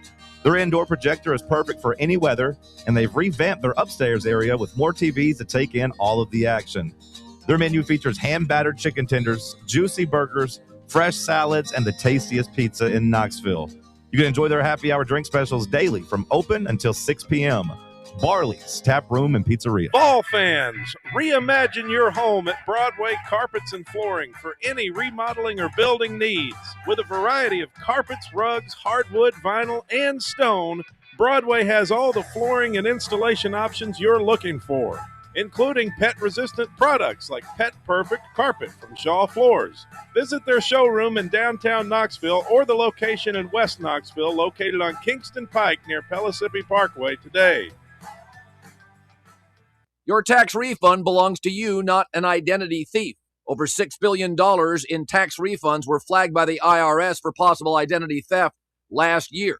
If you're in a bind this tax season, LifeLock can help. They monitor and alert you to identity threats you'd miss on your own, even if you're careful with your personal information. And if you do become a victim of tax-related identity fraud, LifeLock has U.S.-based restoration specialists ready to help solve your identity theft issue. Plus, all LifeLock plans are backed by the $1 Million Protection Package, meaning LifeLock will reimburse you up to the limits of your plan if you lose money due to identity theft. Let LifeLock help protect your financial info, so all you have to worry about is what you do with your tax refund. Go to LifeLock.com, save up to 25% off your first year. The promo code is HERD, promo code HERD, to save up to 25% off your first year. LifeLock.com. Identity theft protection starts here. Yeah, it's another day, but what kind of day is it really? A day of doom scrolling? Laundry day? Nah, it's a White Claw day. Light and refreshing tasting, uniquely cold way filtered. There's an iconic flavor for everyone. So grab a pack, grab your friends. Make the most of each day with those who matter most. When you're together with White Claw, every day is a once-in-a-lifetime experience. You just gotta grab it. White Claw. Grab life by the claw. Please drink responsibly. Hard seltzer with flavors. White Claw Seltzer Works, Chicago, Illinois.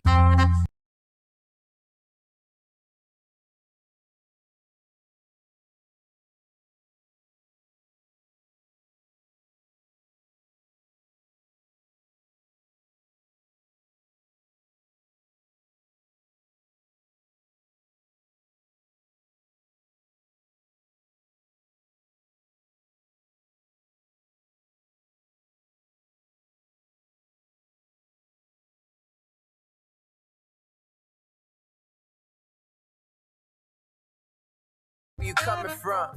Like you the only one feeling how you feeling. Do you have any thoughts on Tennessee baseball in Texas today? I just saw where Texas put out a video of good old Rocky Top and a view of Lindsey Nelson Stadium. They did what? I was like from a Tennessee hype video or something that Texas put out a thing that it's like they're on good old Rocky Top this weekend. Some song about Tennessee was playing. It sounded kind of like a good country music song. I don't know what the name of it was, but something about Tennessee quick cash. You ever heard of that? No. Yeah, it sounded like some sort of country western tune. I don't know exactly what it was, but the Texas baseball account put it out. But anyway, well, it's a big weekend, of course, for the boys. Who is the real UT? Well, it's big. It's big for Tennessee in terms of tournament positioning and their tournament lives. I just don't know how much. I mean, I felt this way about this team all year. Of like, I don't know how much more we have to say about it. Like, I think you're referring to a song by a guy named Charlie Crockett. Okay, thank you, Tennessee Bubba. Quick Cash. There we go. Oh, Charlie. Do you think Tennessee is the real UT or Texas? Well, I know what you think because you sat here on the show and told me a couple years ago that no one calls Tennessee UT except Tennessee fans. So I know what you think. The things you get hung up on sometimes bewilder me. The way you spin some of my statements into your whatever narrative you're trying to paint. Tegan Kuhns has to be better than he was, last series. Tennessee needs to take advantage. They really need to win game one. I mean, I feel like I'm a mockingbird just saying the same thing every week, but game one is going to be very important in this series. Texas is 4-4. They're just 4-4 in their 8 SEC series in game one. So there should be an opportunity for Tennessee to win that game tonight. There is a connection there with Josh Elander and Texas's coach, Schlossnagel, as old Jim, as he gave Josh Elander his first coaching job. He needs to give him a first big SEC win tonight. I thought you were going to say he needs to give him another job. I think Charlie might be on the call for this. Charlie Crockett? Nope, Charlie Collier. Oh, yeah? Yeah. Ah, good for Charlie. On the call? As Play-by-play with Cody Hahn. What's Wilkerson doing? Has he got a prior engagement? You're talking about on the SEC Network, right? Yep. You're talking about on the SEC for Network. The first two games. You're talking about the TV broadcast. Oh, okay. Yeah, I got you. Man, good for well, that's him. cool. Good for Charlie. Meathead. Love that guy.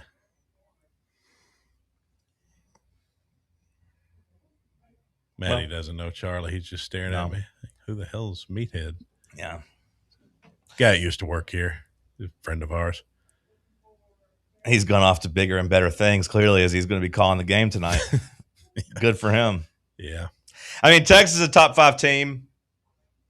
Tennessee needs desperately to win at least one of these games. A series win would go a long way to solidifying your spot in the field. That's really all I got on the baseball. Yeah, I mean, I don't have it. They'll either play good or they won't. Yeah. I mean, either the pitching will be there. Hopefully we don't have to get to the bullpen. Hopefully the starting pitching's good enough that you can kind of cruise. I doubt it will be. Hopefully the bats are alive. I doubt they will be. Yeah, tonight's going to be rough with going against Volantis for Texas. Guys been pretty. Is that their ace? Yeah, he's 7-0. 7-0. He's under been a stud. 2 ERA. But again, Texas has lost 4 of their 8 series openers. So he hasn't taken the loss, I guess. Maybe Texas has just been shut down their offense themselves, but there is a chance to beat them. But yeah, it's gonna be a tough one. I mean, it sounds like real loser speak here, but is one win the goal? Don't get swept. Maddie, do you remember when you first came to Tennessee and we were just awesome at baseball? Now you're leaving and we're just like, hey, let's win one game. Awesome in baseball. We were awesome in football. We had the Heisman front runner and number 2 in college football, number 1 in the AP poll. Our baseball team was great. Hold on, I'm not done. Our baseball team was fantastic. Won a national championship my second year, and was the number 1 ranked team in college baseball history at the time, my first year. And then basketball obviously went to the Sweet 16, lost to FAU that year. So, yeah, life was good, except for the fact that they lost to FAU. And then made 3 straight Elite Eights. So, men's basketball is the only one that's kept it going. Yeah, life used to be good. So it sounds like you agree with Paul Feinbaum that Tennessee football and Josh Heupel have taken a step back. I would say that Josh Heupel has taken a step back. I don't know that I'd say Tennessee football. I think from an athletics department standpoint, they've done a better job. From a Josh Heupel standpoint, I think he's taken a step back. I don't think Josh Heupel's taken a lot of steps anywhere. Come on, you can't. Certainly not at a fast pace. I feel like the LeBron meme. If anybody you can't say that. Not you. If anybody can say it, I can say it. Because I know what it's like. Like when when Alfred Sengun's trying to call LeBron a flopper and call him soft. Not you. You can't say that to Josh Heupel. Relax. He's got a thyroid issue. Don't we all? He's a damn national champion quarterback. Give him some damn respect. Yeah, 26 years ago. Well, we still have to listen to you talk about your high school playing days. I do it as a bit. As a bit? As a bit? Yeah, it's a bit. Are you sure? You think I'm really coming on here bragging about when I was a varsity athlete? So when you went back and privately watched your film by yourself with Bear, was that a bit too that like the radio just didn't get to enjoy? No, because usually a bit has to have a payoff. He wanted to see it. That was just you keeping your high school film with you around to watch. I don't know what the bit was. I just got them on my shelf, just like I got my old Step Brothers DVD and my old Ted 2 DVD. I mean, yeah, I got my old game films. Yeah, it's just a bit. Well, they gave them to us. They put our games on disc for us. So what Maddie said, which is, that's pretty much what Paul Feinbaum said, was that Josh is taking a step back. One other quick football note, since we're on the topic. Do you care to know who ESPN says our most likely award winner is this year? Our most likely award winner? So they did for every top 25 team, the player most likely to win an award.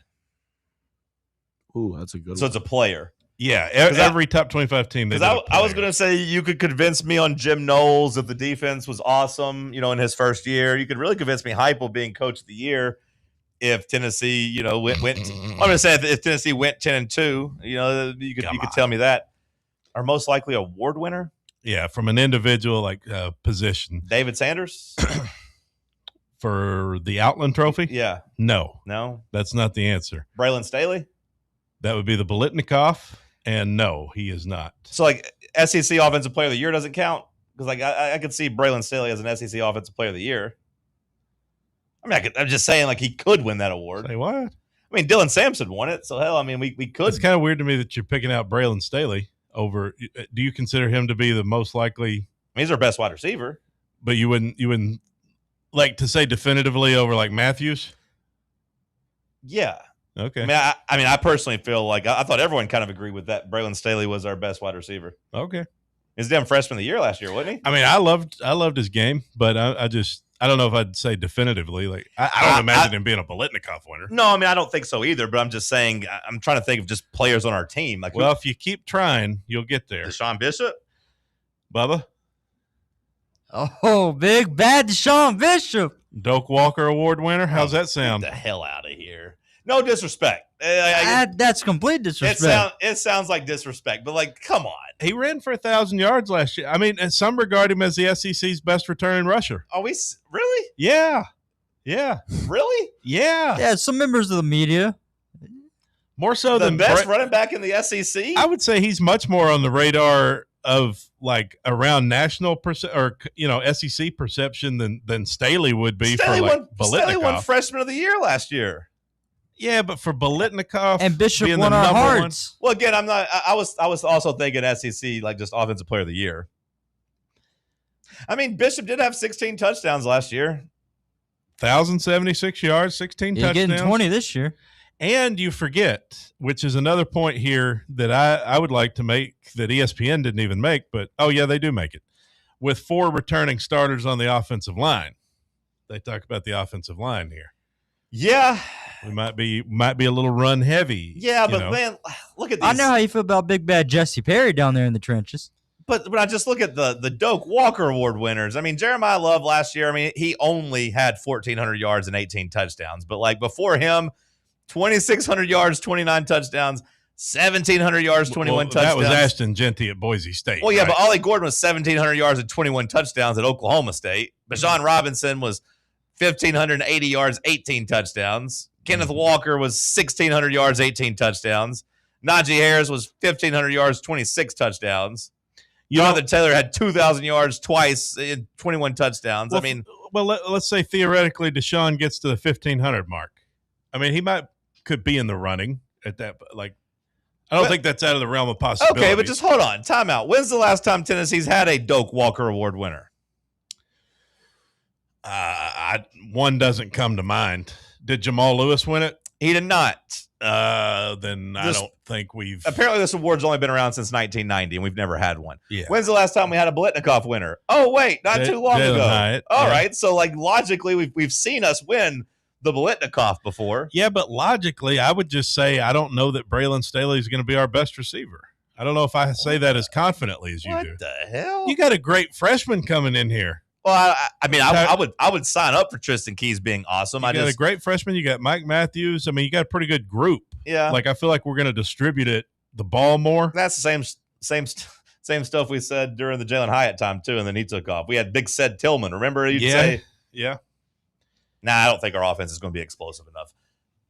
Deshaun Bishop is probably the right answer, or I would say I'd say David Sanders is probably actually the right answer. I think I might agree with you there. Just personally, I mean, maybe Arion Carter. I was going to say Amari Campbell, like because Carter. I don't think Carter's going to be our lead linebacker. I still don't know how much you're going to play him like 3 downs. Yeah. To me, Campbell, the guy from Penn State that Jim Knowles brought with him, like to me, that's going to be your man in the middle. That's in charge of everything on the defense, and it is supposed to be an every down linebacker. So I'd say he is more likely than Carter. Chaz Coleman, if he plays. What's the award for best defensive end? The Lombardi. What's the award for? or is it Bednarik? What's the award for the guy that's homesick and needs his mama? That's the. That's mean. It's the whiny baby award. That's mean. Chaz Coleman. That's mean. I didn't mean it. It's tough moving somewhere. What about tight end? We got a tight end that you think could be up for the Mackey? No, I don't. Oh. No. You don't trust Ethan Davis down there? I mean, he might pop. Like one of those guys. I mean, I don't even know who the hell the starting tight end's like going to be or the main tight end's going to be. We got a couple options. Ketzelman's gone. Van Dorselier's gone. I would say I would bet my money on David Sanders, if anybody. I think I'm with you. I think I'd probably go Sanders too. And if we're talking about any award, I would bet my money more on Faison being the SEC Freshman of the Year. If we're just looking for any award. Yeah. Well, that'd be a cool one to get because that means we probably had a pretty good year. Yeah. Cody, did you say that you'd put Matthews over Staley? Not necessarily. Okay. I'm just saying I'm not as confident as him when it comes to saying for sure that Staley's our best receiver. I mean, hell, based on the paydays for the NIL. I mean, if you look at just the stats last year, I mean, it is pretty close. I mean, Matthews had 813 yards and 4 touchdowns. Staley had 837 yards and 6 touchdowns. So it wasn't like a huge discrepancy. I trusted Staley much more. As do I. I feel like I see drop ball after drop ball from Matthews last year. Yeah, I'm just saying I think that group is going to be good as a group. I don't know for sure that you'll have one guy that stands out. I agree, but like I said, I think we had the same conversation in 2022 about having multiple guys, and then Hyatt just took control and was the main guy. Which was surprising because Tillman was clearly the main guy the year before. Yep. Now, look, I will say that I don't expect our offense to be nearly as explosive, and I don't expect Staley to win any award. I do think I'd take him over Mike Matthews. But Mike Matthews has the pedigree. I mean, like, in the stats, I'm actually surprised that they're basically identical in yards. And Matthews was a 15 yards a catch guy versus Staley only being a 12 yards a catch Well, guy. the difference to me when you look at that is Staley was not expected to do as much, whereas Matthews' expectations were higher.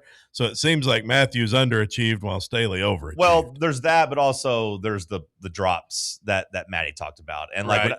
when I think of Mike Matthews, the first play I still think of is that drop against Vanderbilt. Yeah. And when I think of Braylon Staley, the first play I think about is him overcoming a bad game against Mississippi State and picking up that first down at the goal line and making a big play and running through somebody's face. And I think of one as a playmaker, and one I do think of the negative times more. And maybe that's not fair. Especially when your job is check down, for Matthews, and it's just the same thing time and time again. It felt like yeah, I mean, they're a really good two-man duo. I mean, like when you look at having two guys returning that both had 800 yards last year, I mean, that's a pretty good luxury. There's not many teams in the SEC, I imagine, that has multiple 800-yard guys returning from their established team. Guess what Penn State's top award prospect is? I don't know. Something on defense? Quarterback Rocco Becht, Heisman Trophy. That's what they wrote for Penn State. Seems kind of outlandish. Rocco Becht has had moments of looking pretty good. Now Heisman, then that seems crazy. Do you care about any of these other schools?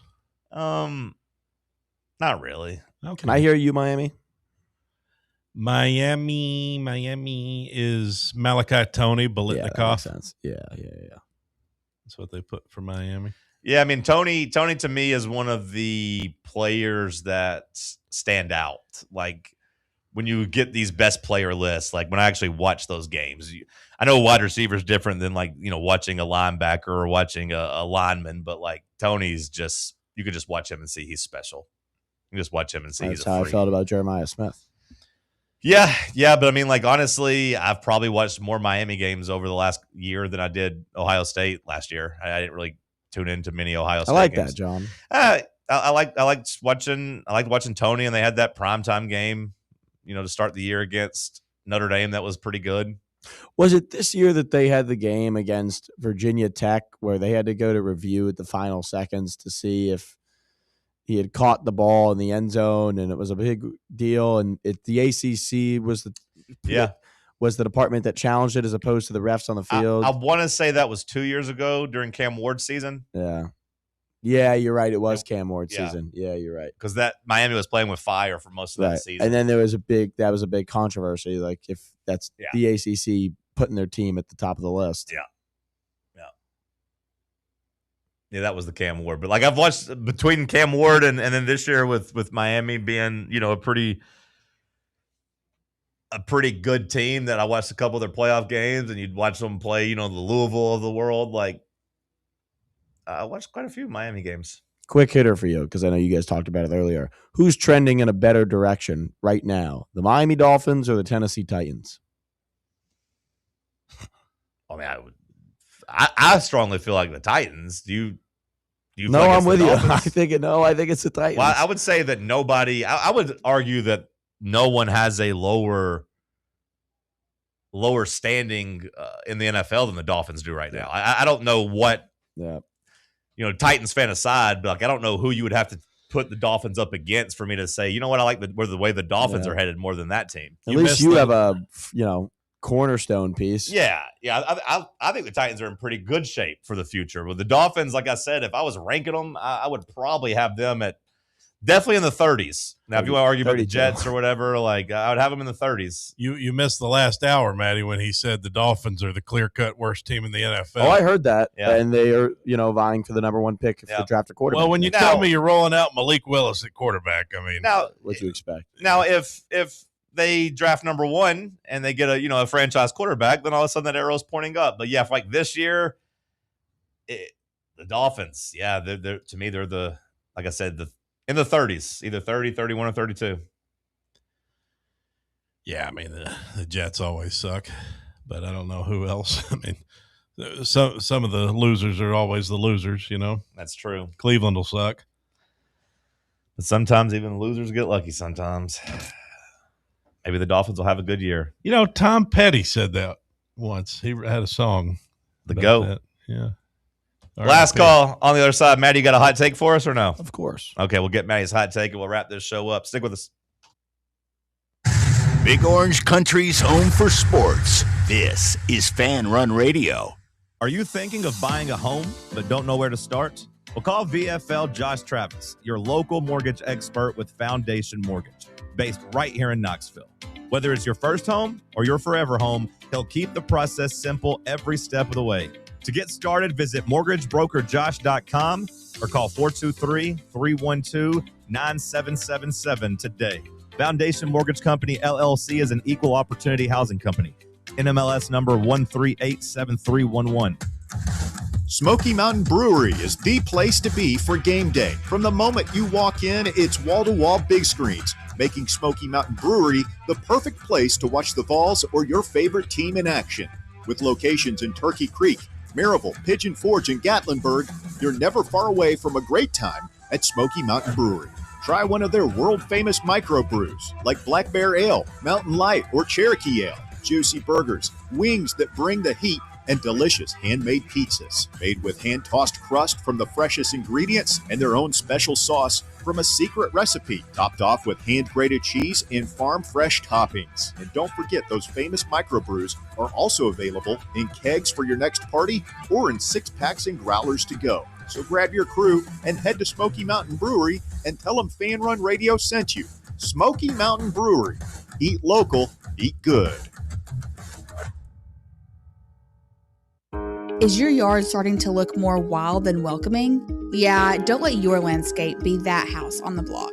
At ECR Total Landscapes, we make sure your outdoor space is something you're proud of. From de-weeding flower beds to leaf blowing, trimming, mulching, and more, completely customizable to your property's specific needs. We'll handle it all. Why spend your weekends sweating it out in the yard when you can just sit back and enjoy it? That's the ECR difference. And right now, new customers can get 10% off your first month of our monthly maintenance package when you sign up for a full calendar year. That's right. Consistent, reliable service at a price that makes it easy to get started. No sweat, no hassle, just a better looking lawn week after week. Call ECR Total Landscapes today and mention promo code FANRUN to save 10% on your first month. Call 865-384-2012 or visit us online at ecrtotallandscapes.com. Are you ready for the start of a new season? Maybe looking for your team to go on a tournament run? Get game day ready with Crumble. Head on over to your nearest location and pick up 12 pre-selected cookies plus exclusive toppers. When you're looking for dessert options, there's no question about who you should call on. Our listeners already know. Last year, the Dubai chocolate was a home run, along with the brownie batter. Oreo crumb was another crowd favorite. What new flavor will set the standard this season? If you're in the Knoxville area, there are 3 locations ready to serve you: Clinton Highway, Parkside Drive, and Maryville. Download the Crumble app to build your best lineup and vote on the best combos. You can even put your bid in to request a new flavor. Order in the app and slide on over to your nearest location. Tell them Fan Run sent you, and as always, it's for the fans, by the fans. Don't miss the cookies.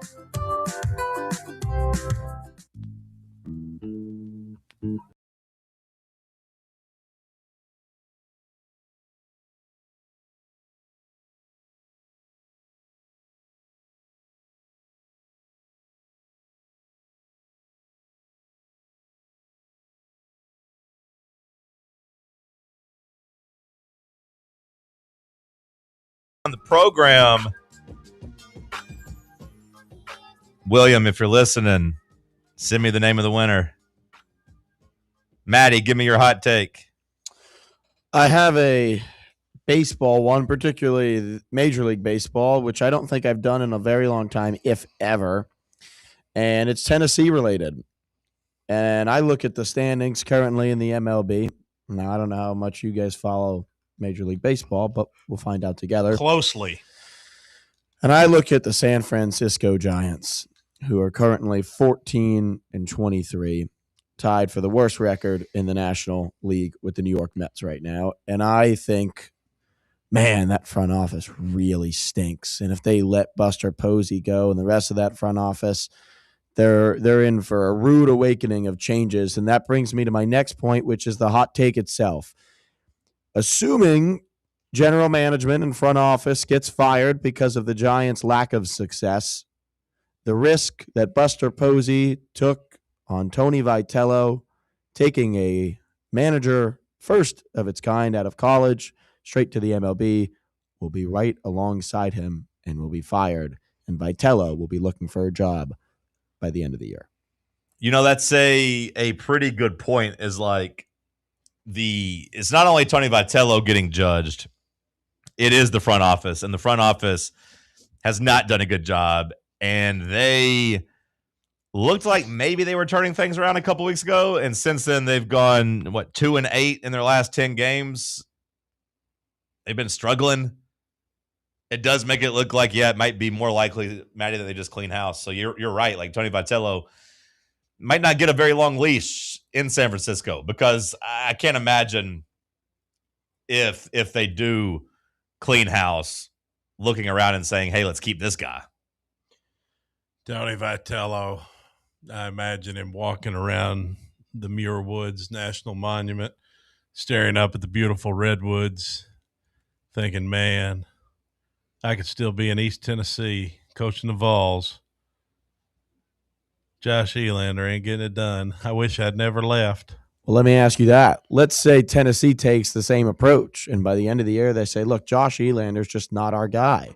And now you have a vacancy in the manager position at Tennessee, and both Elander, who's just been fired, but now Vitello is a free agent. Do they bring back Vitello? No, I maintain that's not going to happen because of the timing. And I don't see any way that they fire Josh Elander after one season. And I don't think that Tony Vitello would want to be perceived as to snaking his coworker. I don't know if him and Josh Elander are good friends or whatever, but there's a relationship there. I don't think he wants to be seen as the guy that gets him fired either. That's not a good look for anybody. I don't think it would have to be that deep. What if Elander just doesn't really want to do it? He doesn't really seem like a guy who wants to be a coach. No one. He wanted to be a head coach. He doesn't really seem like a guy. The guy ain't got no damn juice. He fought for the head coaching job. He wanted this spot. He ain't got no juice. He likes having the extra money. He's an orange. It's already been squeezed. He ain't got no juice. It's the greatest take I've ever heard 2 weeks ago. We'd prefer fun winning instead of boring winning. I want to be fun again. That's a good take. Let's be fun again. This is a new great take that Josh Elander will just say, welcome back, Tony. I want to go back to being number 2. Come back in. Let's pick up where we left off. You don't know what's in his head. Just pick up where we left off. Forget Elander for a second. The fan base would explode with joy. Let me tell you something, buddy. Go back and Google "Bring Back Bruce" circa 2013 and 14, and you'll get to see kind of this thing playing out where everyone wanted to fire our current coach and bring back Bruce Pearl while we had a coach, and just really derailed the season. Well, Bruce didn't win a national championship. Oh, no. My point is, if they did it for Bruce Pearl, they're damn sure going to do it for Tony Vitello. Let's not act like it would be unprecedented, though. I mean, we just saw LSU do it with Will Wade. We saw Louisville do it with Bobby Petrino. We saw it has happened in college sports. It'd be a homecoming. Okay, let's do a little critical thinking here to end the show. What's the difference? Here comes the patronizing I can commentary. What's the difference? Let's do a little bit of thinking. What's the difference in those situations and the Tennessee situation? Let me explain something to you, dumbass. That you're outlining. What's the key difference? I don't know. You tell me, doctor. Time. None of those will be coming back within a year. Well, both had the same amount of time. If you told me that Tony Vitello came back, and if the question was, would he come back in 4 years, 5 years, 6 years, I'd say, yeah, that's a possibility. You asked about him coming back next year, and I'm saying no. So you're telling me bring back Tony. If Elander were fired and Vitello were fired and there was a spot And you're telling me it would almost make too much sense. You're telling me you wouldn't bring back Vitello? Oh yeah, I would 100%. What I'm saying that there's no chance that Josh Leonard is getting fired after one season. Sure, but it's a hypothetical. If there is an open spot and Vitello's on the market, the real world's confusing enough, brother. I don't need to deal in hypotheticals. The alternative, though, man, if Tony gets fired, is you let him walk to another college. And then his legacy becomes tarnished, and I don't want that to happen. Hypothetically, it's not as far-fetched as you think it is. Hypothetically, would you have sex with Brad Pitt for $10 million? Would I hypothetically have sex with Brad Pitt for $10 million? Yeah. Obviously. Yeah. Okay. Well, realistically, I'm just sitting across from two boys that like men. Well, I didn't answer that. I didn't jump on that one. It's $10 million, man. Listen, everybody's it's Brad Pitt. I mean, it is Brad Pitt. Brad Pitt wouldn't be at the top of my list of male actors I'd have sex with for money, but still yet. I can't believe this is how we're ending my second to last show all time. Well, I'm just saying I would. There was a joke about hypotheticals and Brad Pitt's dad asking the daughter, and the guy's nearly 60. Yeah. When I think of hypothetically, that's what I think of. Can he wear a tool belt while he does it? But to answer your question, Maddie, yes, I would hire Tony Vitello. I'm just saying, good to know. Josh Leonard's not going to get fired after 1 year. Can he drip candle wax on my back? Oh, Brad. Have a good weekend, everybody. The Tony Basilio Show coming up next.